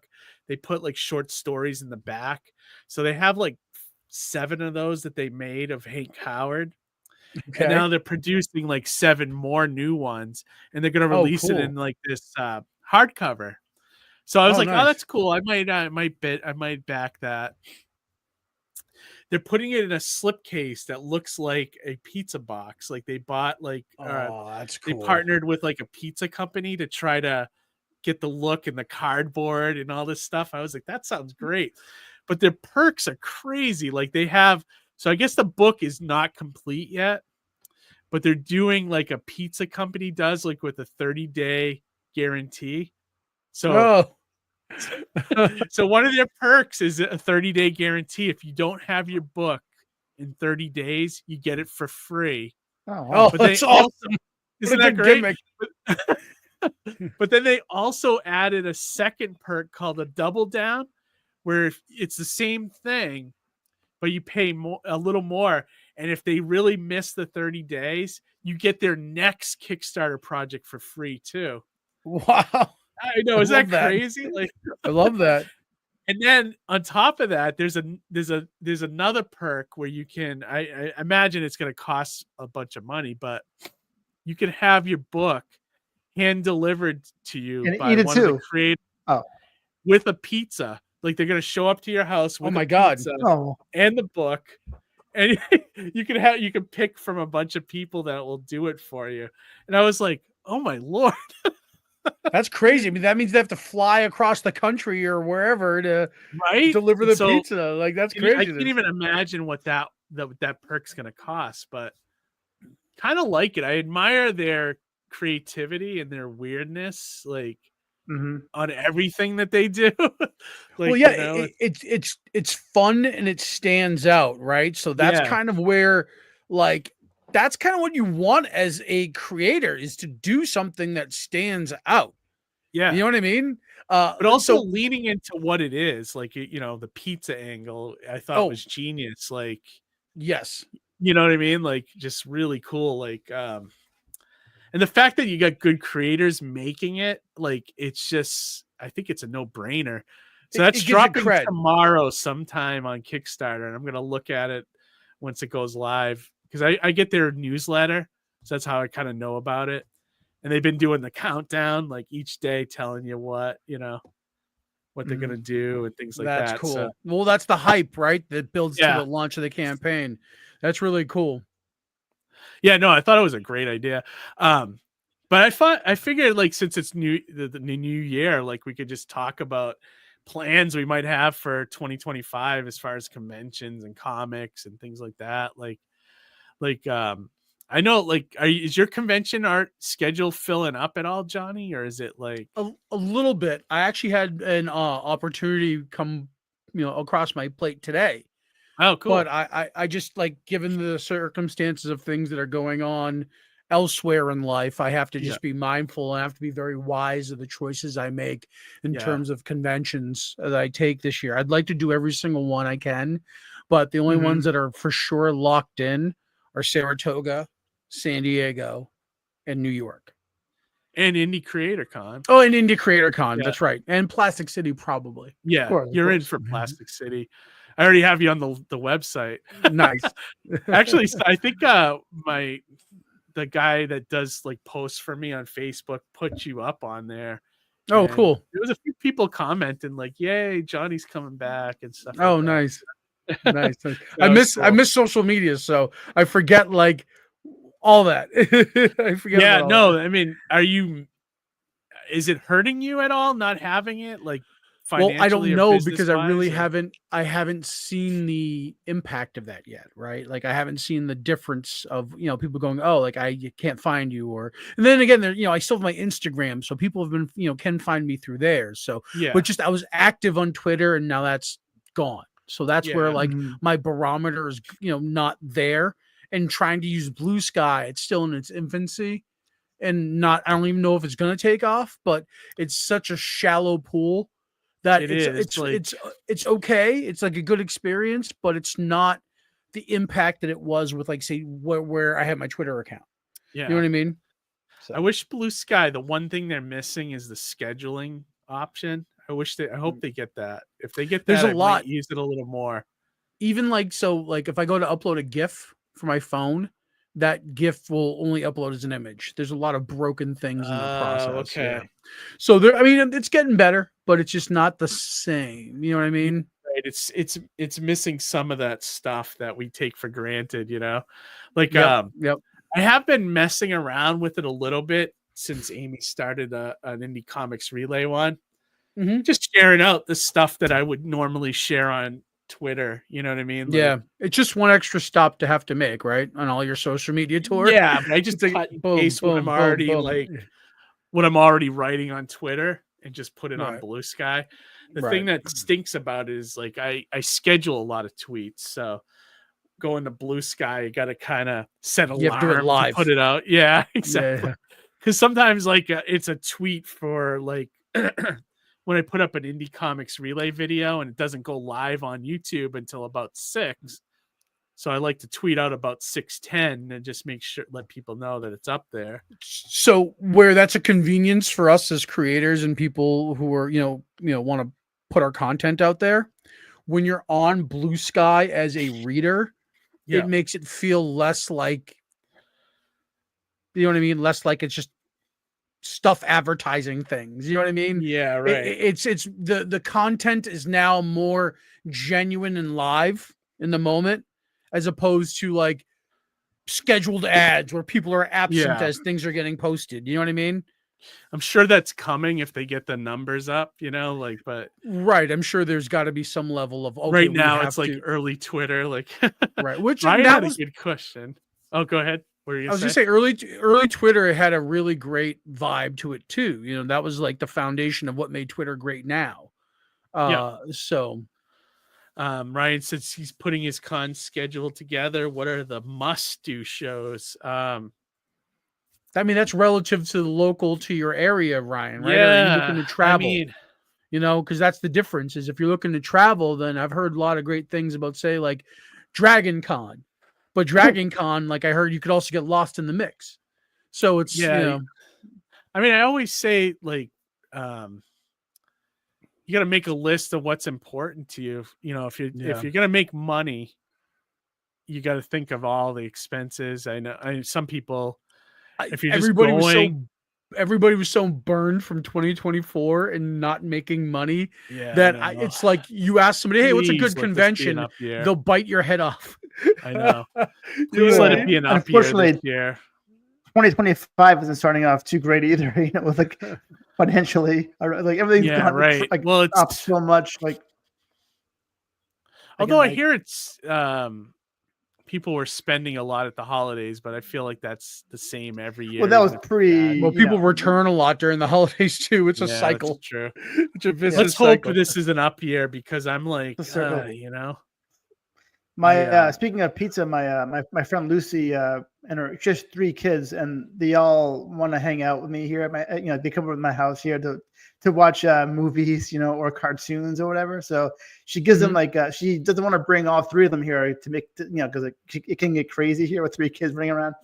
But she gives them like coupons. Oh, here's like a movie pass with Harry's. You can come over and watch a movie or cartoons or whatever. So it was her youngest turn this time around. So he's like 7 years old.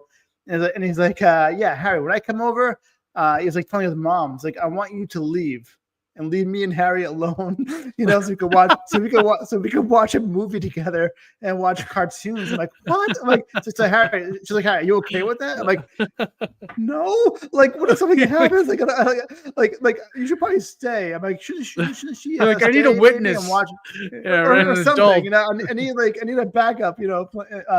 Like, shouldn't she stay here? It's like, no. Maybe you should go somewhere for a ride and then come back in 2 hours. Like, and so she did this. We watched like Super Friends. We watched Birdman, Space Ghost. We watched all these like old classic cartoons and everything. Yeah, all the good stuff. So I want to train them right, And then so I'm like, so what about food? I go, what do you want to eat? It's like and she's like, well, maybe we can make them like macaroni and cheese, or maybe get a pizza. And she's like, I want a hot dog. I'm like, wait a second. What if we make a pizza covered in mac and cheese and hot dogs? Oh God! We'll call it, and his name is Alden, so we called it the Alden, and we made it. We bought a store-bought pizza, frozen with this like plain cheese. We made mac and cheese. We put it over it, and we put hot dogs on it. I think that'd be too much for me, dude. That's cuisine. We could do it. I think I gotta perfect it though. It didn't come out that great, but I have seen it's a work in progress. Right. Pasta on it. Like, if you can figure it out, you can make it work. Well, down the street from Deluxe, there was like a gas station, and they did the Big Mac pizza. That was awesome. Yeah, I've seen those before. Those that was good. But anyway, you were saying? Yeah, I've seen some wacky ones. Like, it's like, if you got, it's all the way you do it too. Right. Yeah, I think Ryan, he's saying he wants to do more promotion. He's hoping to spread his wings a bit.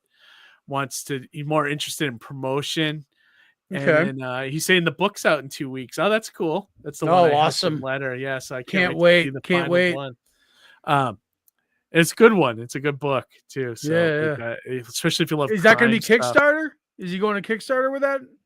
No. Well, I think he just did the artwork. I think the other people are. They're releasing it. They might be just printing it. It sounds like he's going to have it in 2 weeks. So hopefully that's just cool. Maybe they just did a print run or something. That's cool. Yeah, it's really cool. Promotion wise, I think. If you're just going for promotion, if you have the money, maybe Terrificon would probably be good bang for your buck. Yep. Especially since there's going to be a struggle between Boston Fanboy Expo and Terrificon this year, because they're both on the same weekend. Oh, he says it's a digital release. Okay. I gotcha. So they might print it later. What else, Johnny, for promotion? What do you think's a good show? I mean, it's too late for Indie Creator Con because I think it's sold out. Yeah, unless you never try know. There could to be a the wait show. list. There could be a wait list for IC3, so I would definitely see if you can get onto that. Look That's at also honestly unconventional spots. Go to your local theater, see if they'll let you post up some stuff. If you have original artwork, Ryan, I would go to a local coffee shop and say, hey, if you're looking to post some art on your walls, hey, get your stuff framed so it's nice and protected, but also see if they'll post it in your walls for the month. And then that way, and then point it all to your website. Put a what I mean? Like a QR code there or something. Bingo. Exactly. So yeah, I would say look at the unconventional spots first, and then think about conventions as well. Like, and as a matter of fact, Ryan, I would say let's talk about Terrificon, because I'm supposed to have my 3 booth space this year. Maybe we can fit you in over there, because the layout that I'm looking at and the layout I'm thinking about this year, if I can accomplish it, is going to be a little bit different from prior years. I'm trying to evolve that space more so, and I'm thinking about taking a Galleria approach. Oh, interesting. So that's on the back of my mind. So maybe that's something we can work out. That's cool. Yeah. And like, I'd say if you can get into like some of the small press stuff, like Mice or Mice. I mean, there's so many like little shows. SPX. Yeah, SPX we'd have to travel though to Maryland, but Maryland's not so bad though. You can always hop a train. It's like 4 hours. Yeah, not too bad. But the great thing about those shows is they're all comics, and there's nothing else really there. Right. Plastic City is going to be a good comic show. That's a good one. I've heard of them. Not tooting my own horn, but there's going to be a lot of people buy comics at that show. Comic show. That is a comic show. Yeah. We're working on another exclusive cover for this year's Plastic City. We're talking about maybe Teenage Mutant Ninja Turtles, but I don't know yet. So, because I told them that the RT ones were cool, but they didn't sell really that well. We only sold maybe 20 copies of each. But I feel if it was more of a superhero or Teenage Mutant Ninja Turtles, something like that, I think it would sell better. We should have brought that up to our last guest because he's a huge fan of the Turtles. Oh, was he? I didn't know that. That would have been good. That would have been good. Yeah, the Haverhill show is usually okay for Haverhill, Athol, comic, Athol, or even those outdoor ones that you did this year or last year. The outdoor ones are a different kind of beast. I mean, you have to have a lot of stuff to do those. You got to have your own table, your own tents. You know, you got to be able to come equipped, ready to roll. Conditions. Yeah, exactly. So even me and Amy though are pulling back on a lot of shows this year because we did too many last year, and it's hard, right? Because you don't know what when you're booking for 2024, you don't know what 2024 is going to be like. Yeah, and then 2024 happens, and you're like, damn, you go, I wish I did this, I should have done that. It should have been a production year instead of a travel year. What if we all buy like an old ice cream truck, and instead of ice cream, we'll have ice cream too and comics, and we'll drive around the neighborhoods and we can sell. That'd be awesome. I'd love that. I've actually thought of traveling. If we could remake those WWF bars from back in the day, I would. Oh my god. I thought about just launching a publisher. Like, what would it take to launch a publishing agency? Like on our own? Well, just a diamond account, pretty much. Diamond account for sure. But I mean, what would it take? We're each our own publisher, Johnny. Right? Like even Alterna was just Pete putting out his own books, and then he put out everyone else's books. And I didn't want to give any credit or point. But I'm just saying, right? Alterna was nothing special. It was just the guy that what wanted to made put out that his so own comic. Special then, because then they were on the map. They were on the map. The newsprint thing though was the thing that tipped him on the map. Right. That's the thing. If we could start our own firm and do newsprint, we'd be probably as popular. The more I think of it, that ice cream truck's not a bad idea. Maybe an 18 van or something. We could distribute. We could make a traveling, con. Almost. Yeah, right. Or like ice cream. Oh, Harry, what about the bookmobile when the kids used to go to the that's what I'm saying. That's what I'm thinking. Yeah, about. like a Scholastic thing. Well, except there's good comics in there. No, I'm just kidding. I'm just kidding. I am just kidding. Scholastic, you guys got some good stuff. Yeah. There's Omar's Comic and Bistro in Lexington, Massachusetts. Yeah, it's a bistro, but they sell comics.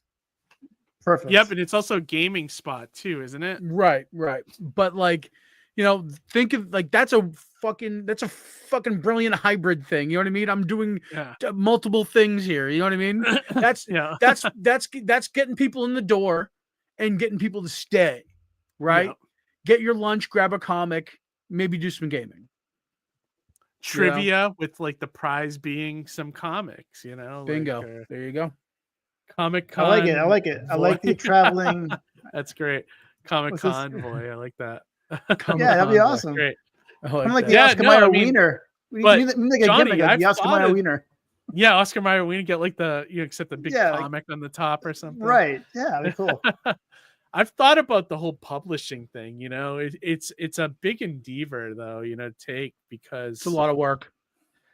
well, it's a lot of work and it's diminishing returns on top Right. of that, because everything you make, I mean, you're pretty much doing it for exposure into stores, Right. But because you're not making money on it. Like but you also have to making think very about little. What's right. You have to think about the creators that are out there, and that you have to find people to work for the publishing company. The only way that are there the for only the way cause, the publishing would work not is there for it would be themselves. more like a partnership where it's like, all right, you want to come, you want your book, I got a Diamond account. You want your book in there, you're gonna have to pay for the printing, you're gonna have to pay for all that, and then I'll release the book through my company. You're a distributor at that point. Yeah. Well, yeah, so you'd have to get You're a sub-distributor. Yeah. If you're doing your own book on top of that, then you Right, could be right. like, all right, I'll put this out, But the difference would be then branding, being an entity going, we put out these books, and having a presence on a show floor and a reputation. Yeah, and you know what I mean? All that stuff that goes with that. Yeah, like Amy said, like a Publishing co-op. Yeah, publishing co-op would be a good Yeah, way I've of thought putting it. about it. Like, and I think that's why, like, not to talk about Alterna again, but also why he went to newsprint is because he knew that to put out a book, you had to get the printing costs so low that it made sense. Like that you Right. could make money on the book after you sell it to Diamond. Because I don't know if you know this, Johnny, but like you must know this. Like, yes, the audience might know, but when you sell a book to Diamond, it's say the cover price is $5.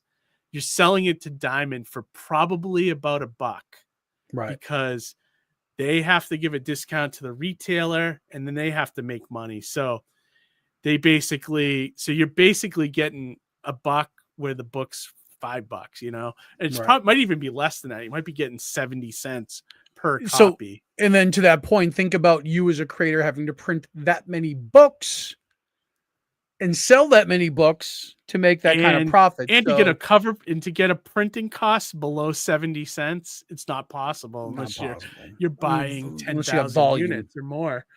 Right. So that's why it's tough to do it on your own.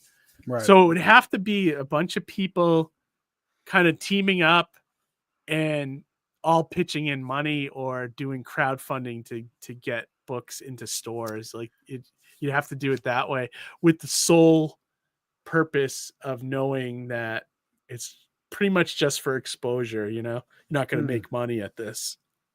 Yeah, I think there's ways around it though, Mike. Mike had a good point about saying that there's an old way of thinking and there's a new way of thinking. And Yeah, there might be something there. Think of something, I would love it. Yeah, because we should actually invite. Oh, geez, why is his name escaping me right now? Psycho. Sounds like. Oh, which one? C.K. Rowling. Psycho. Damn, why is his name escaping me? Psycho. Oh, Psycho KO. Psycho KO. Yeah, Rob. Rob. Yeah. God, why couldn't I remember Rob's name? Pass. It's like a $10,000 pyramid for Rocket. He works for Rocket Publishing, right? Well, that and he's on the Theta board, and that's all crypto. Like, I'd be very curious to hear about how he's distributing comics right now. And that's a way he's thinking in the future in a way, right? But is that a niche or is that the next thing? We don't know. Right. He was able to get that pilot made for his show, and he got all the Napoleon Dynamite people to do the voice. That's great. Awesome. Awesome. I'd love to know how he did all that stuff. I know. I don't know if that's out yet or not, but I want to see that. I know it's done, and he's shown it at different places, but I'm waiting for him to like put it up on YouTube or I can't wait to tune into Adult Swim or something. Yeah, it'd be perfect what I mean? for that. I saw some clips and it looks great. It would be cool to have him on to talk about his distribution model and the way Theta, factors into that. I think you're right, though. I think the old way of publishing it's impossible for indie to do it. There's a new way. There's something you can do it. It's just you gotta pony up the money to do it. There's a new way. There's a new way to do it. There's a way around it. There's a way that new audiences will be receptive to it. Just a matter of kind of cracking the code. There's gonna be a workaround.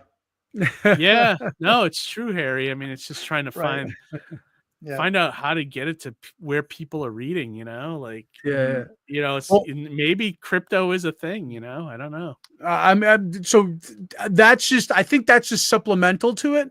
I think more of it's just the digital platform itself. So I'd be curious to hear more about the way he's doing digital comics. Do you know what I mean? Yeah, Yeah, absolutely. because we have our friends at Global Comics, and we're looking at how that has grown over the years. So Yeah, I gotta say it. I put all the mascots on there finally, and it's been doing okay. Like I've been, people have been adding me to the following you and stuff. The following, yeah. Yeah. I think I picked up like about 50 followers, which is kind of That's huge.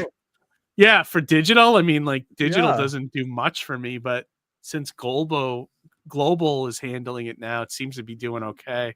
Yeah. So I'm trying to embrace everything everywhere, Yeah.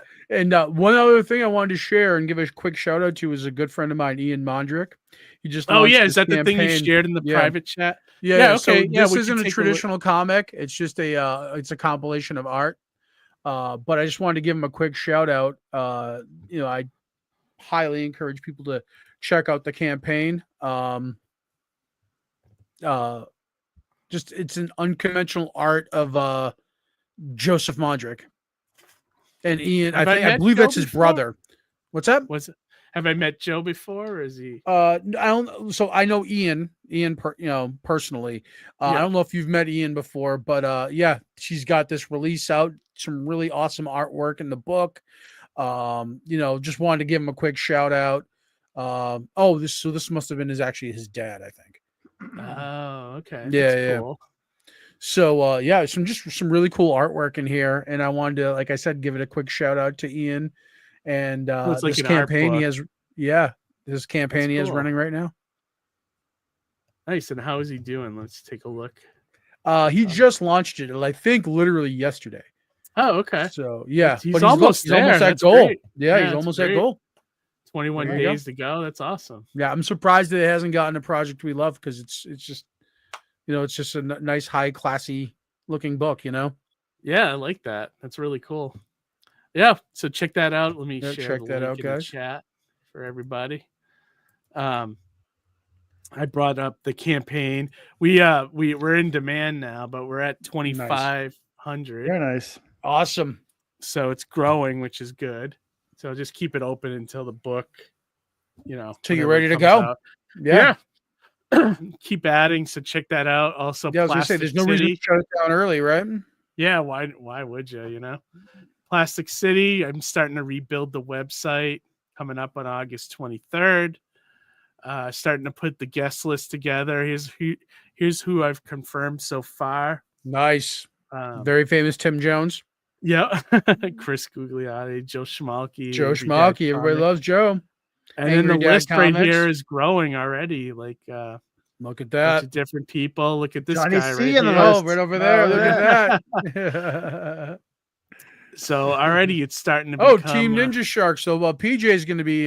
Yeah. Yep. Oh, PJ. Awesome. I am very, very... So I've been so thrilled working on the side project for PJ for his book. Yes, I have not. I'm sorry I haven't had a chance to... Oh, no worries. You sent me. So whatever I sent you's changed already. I'll have to send you an updated Yeah, one, send me the updated. Yeah. I think because I had to... Because you sent it to me on the phone, I'll have to... could you send it in the chat and Instagram, maybe? I could. Yeah, I could if you want. Might be easier for me to read from my desktop than my phone. Yeah, my eyes are terrible. But so nice little quick announcement for there is that I don't know if I mentioned it last time, but Mike Doherty, our good friend Mike, is going to be doing artwork for my piece. For which one? Oh, for yours? My piece. Yeah, cool. Nice. So there's going to be some supplemental artwork to go with all the side story. Is it now? Is it an illustrated story or is it a comic? It's neither. Okay. It's I don't know if I pitched it on the show yet, but basically what I'm doing is so PJ is looking for side stories that take place in his book Undisputed, which is a pro wrestling comic. So he's doing an anthology of prose stories that take place within that world. But what I'm doing is I'm telling the story of a wrestling match that happens within his universe, but I'm doing it through a social media platform that's like Twitter. Okay. So you're reading tweets basically of this match happening live real time. And it's basically like read through in like a Twitter format. So you're reading it through people's reactions and tweets and, things that they're saying. And you're also getting other details because, when you go onto Twitter, it's like, it's not just people talking. It's also like accounts spitting facts and accounts, sharing images. Yeah. So it'll be things like that. So Mike Doherty is going to do a few select images for me of the match and of the characters. Sweet. That's awesome. I created a character for it. So it was really cool for me to create a character and plug it into his universe. You know what I mean? That's awesome. Now, did his project fund on it Kickstarter? It did fund. Yep. It's cool. I remember I tweeted about it, but I haven't looked at it since he launched it. So I was hoping he made it. So that's good. Speaking he did. Speaking of, I was going to ask you, Johnny, if that guy Sparrow that was on AEW made an appearance there. Did he come out throwing spinach or? No. It was just a squash match. He didn't even get in the ring, dude. He didn't. He barely got in the ring at all. Jobber extraordinaire. Yeah. Did you watch that, Keith? Did you watch it? Yeah. I was disappointed that they didn't even let him in the ring to fight. Yeah. I think if I get a chance to talk to Leo Sparrow and he's open and receptive to an idea, I swear to God, think he needs to be like a video game character, an adventurer, kind of like a Legend of Zelda Link proxy. And I think he would get so over with the fans if he was just like a pro wrestler who was like a live action video game character come to life. That'd be fun. Yeah. That'd be fun. I think people would really be down for that. I think that would work. That'd be great. You could be his handler, maybe, like his manager. Yeah, so I'm waiting to see if he shows up on more stuff on AEW. I've seen a couple of people from the indies that I go to, Chaotic, that have shown up as security on AEW. And usually what that means is that they're in developmental and they're touring with them and they're doing things like that. And I think that's really cool. Yeah. M. Ray Guns says, Johnny, that sounds like an awesome idea. That might even be a cool animated short too.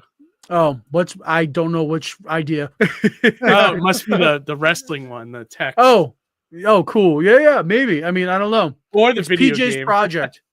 Yeah. Oh, the video game one. Yeah, that could be. Yeah. Is that the only thing you got? Oh, wait, you're going to be doing your own Kickstarter sometime this year too, right? Yeah. So I have actively right now, I have the shorts that are going to be collected into a single issue release. I'm going to put that out on Kickstarter. I'm waiting on a cover from Jimmy Kutsai, good friend of mine. Yeah. Who actually just recently put out a piece with Image. So Jimmy's really hard to lock down for a piece right now, but he texted me today. He's like, "Hey man, I haven't forgot about you." So I'm really looking forward to seeing what he comes out to the gate with on that. That's great. And so I'm going to be doing that. And then I'm also have a Sartana piece I'm working on. So all said and done, God willing, and if I can get all my shit together, I'm going to maybe hope to do 2 campaigns this year.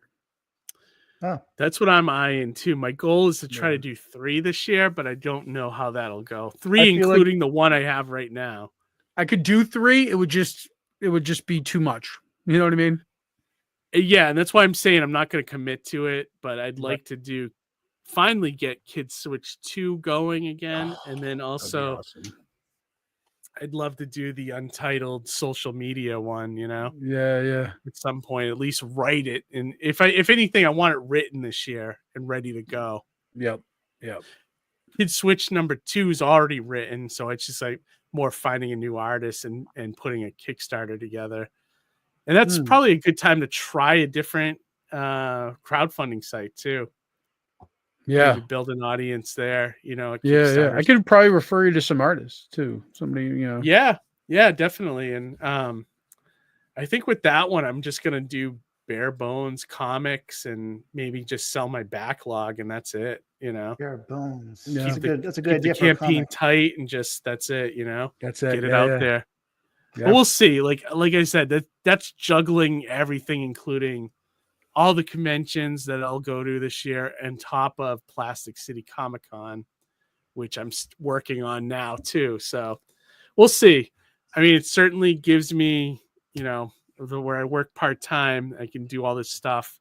Gives me more time to do it. So hopefully, Yeah.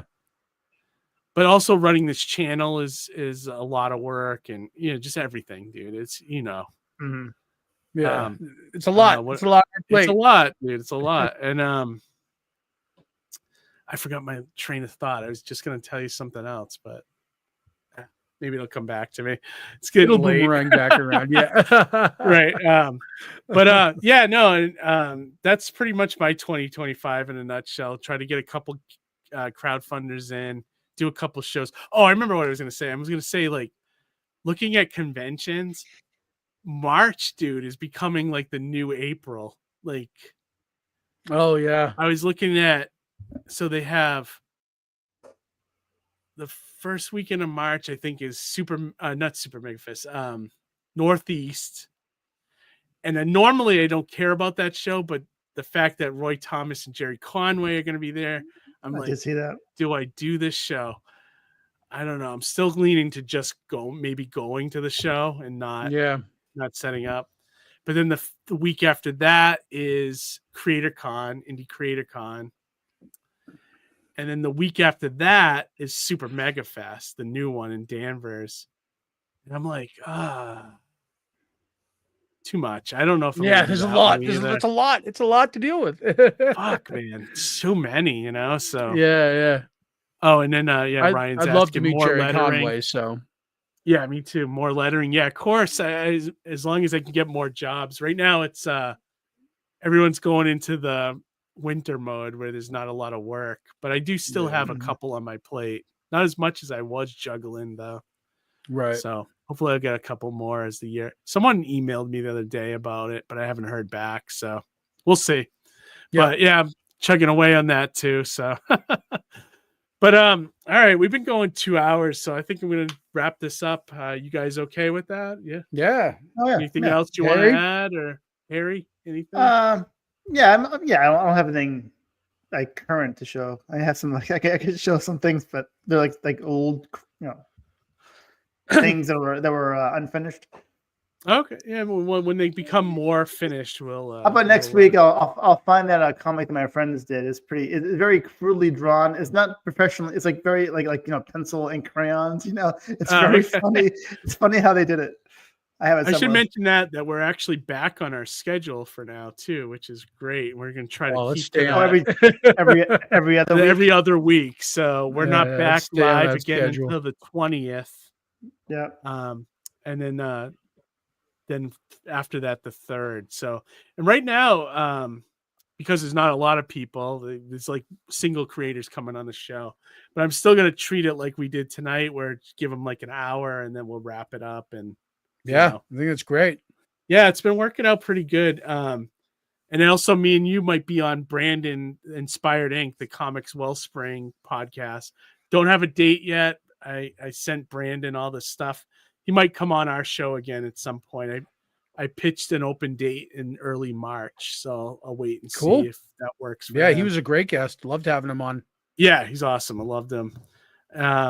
Yeah, so our schedule's already filling up. I think I'm booking April and May now. So that's how crazy our schedule is. So good problem to have, Yeah, so. it is. It is a good problem to have. Let's all break the schedule though.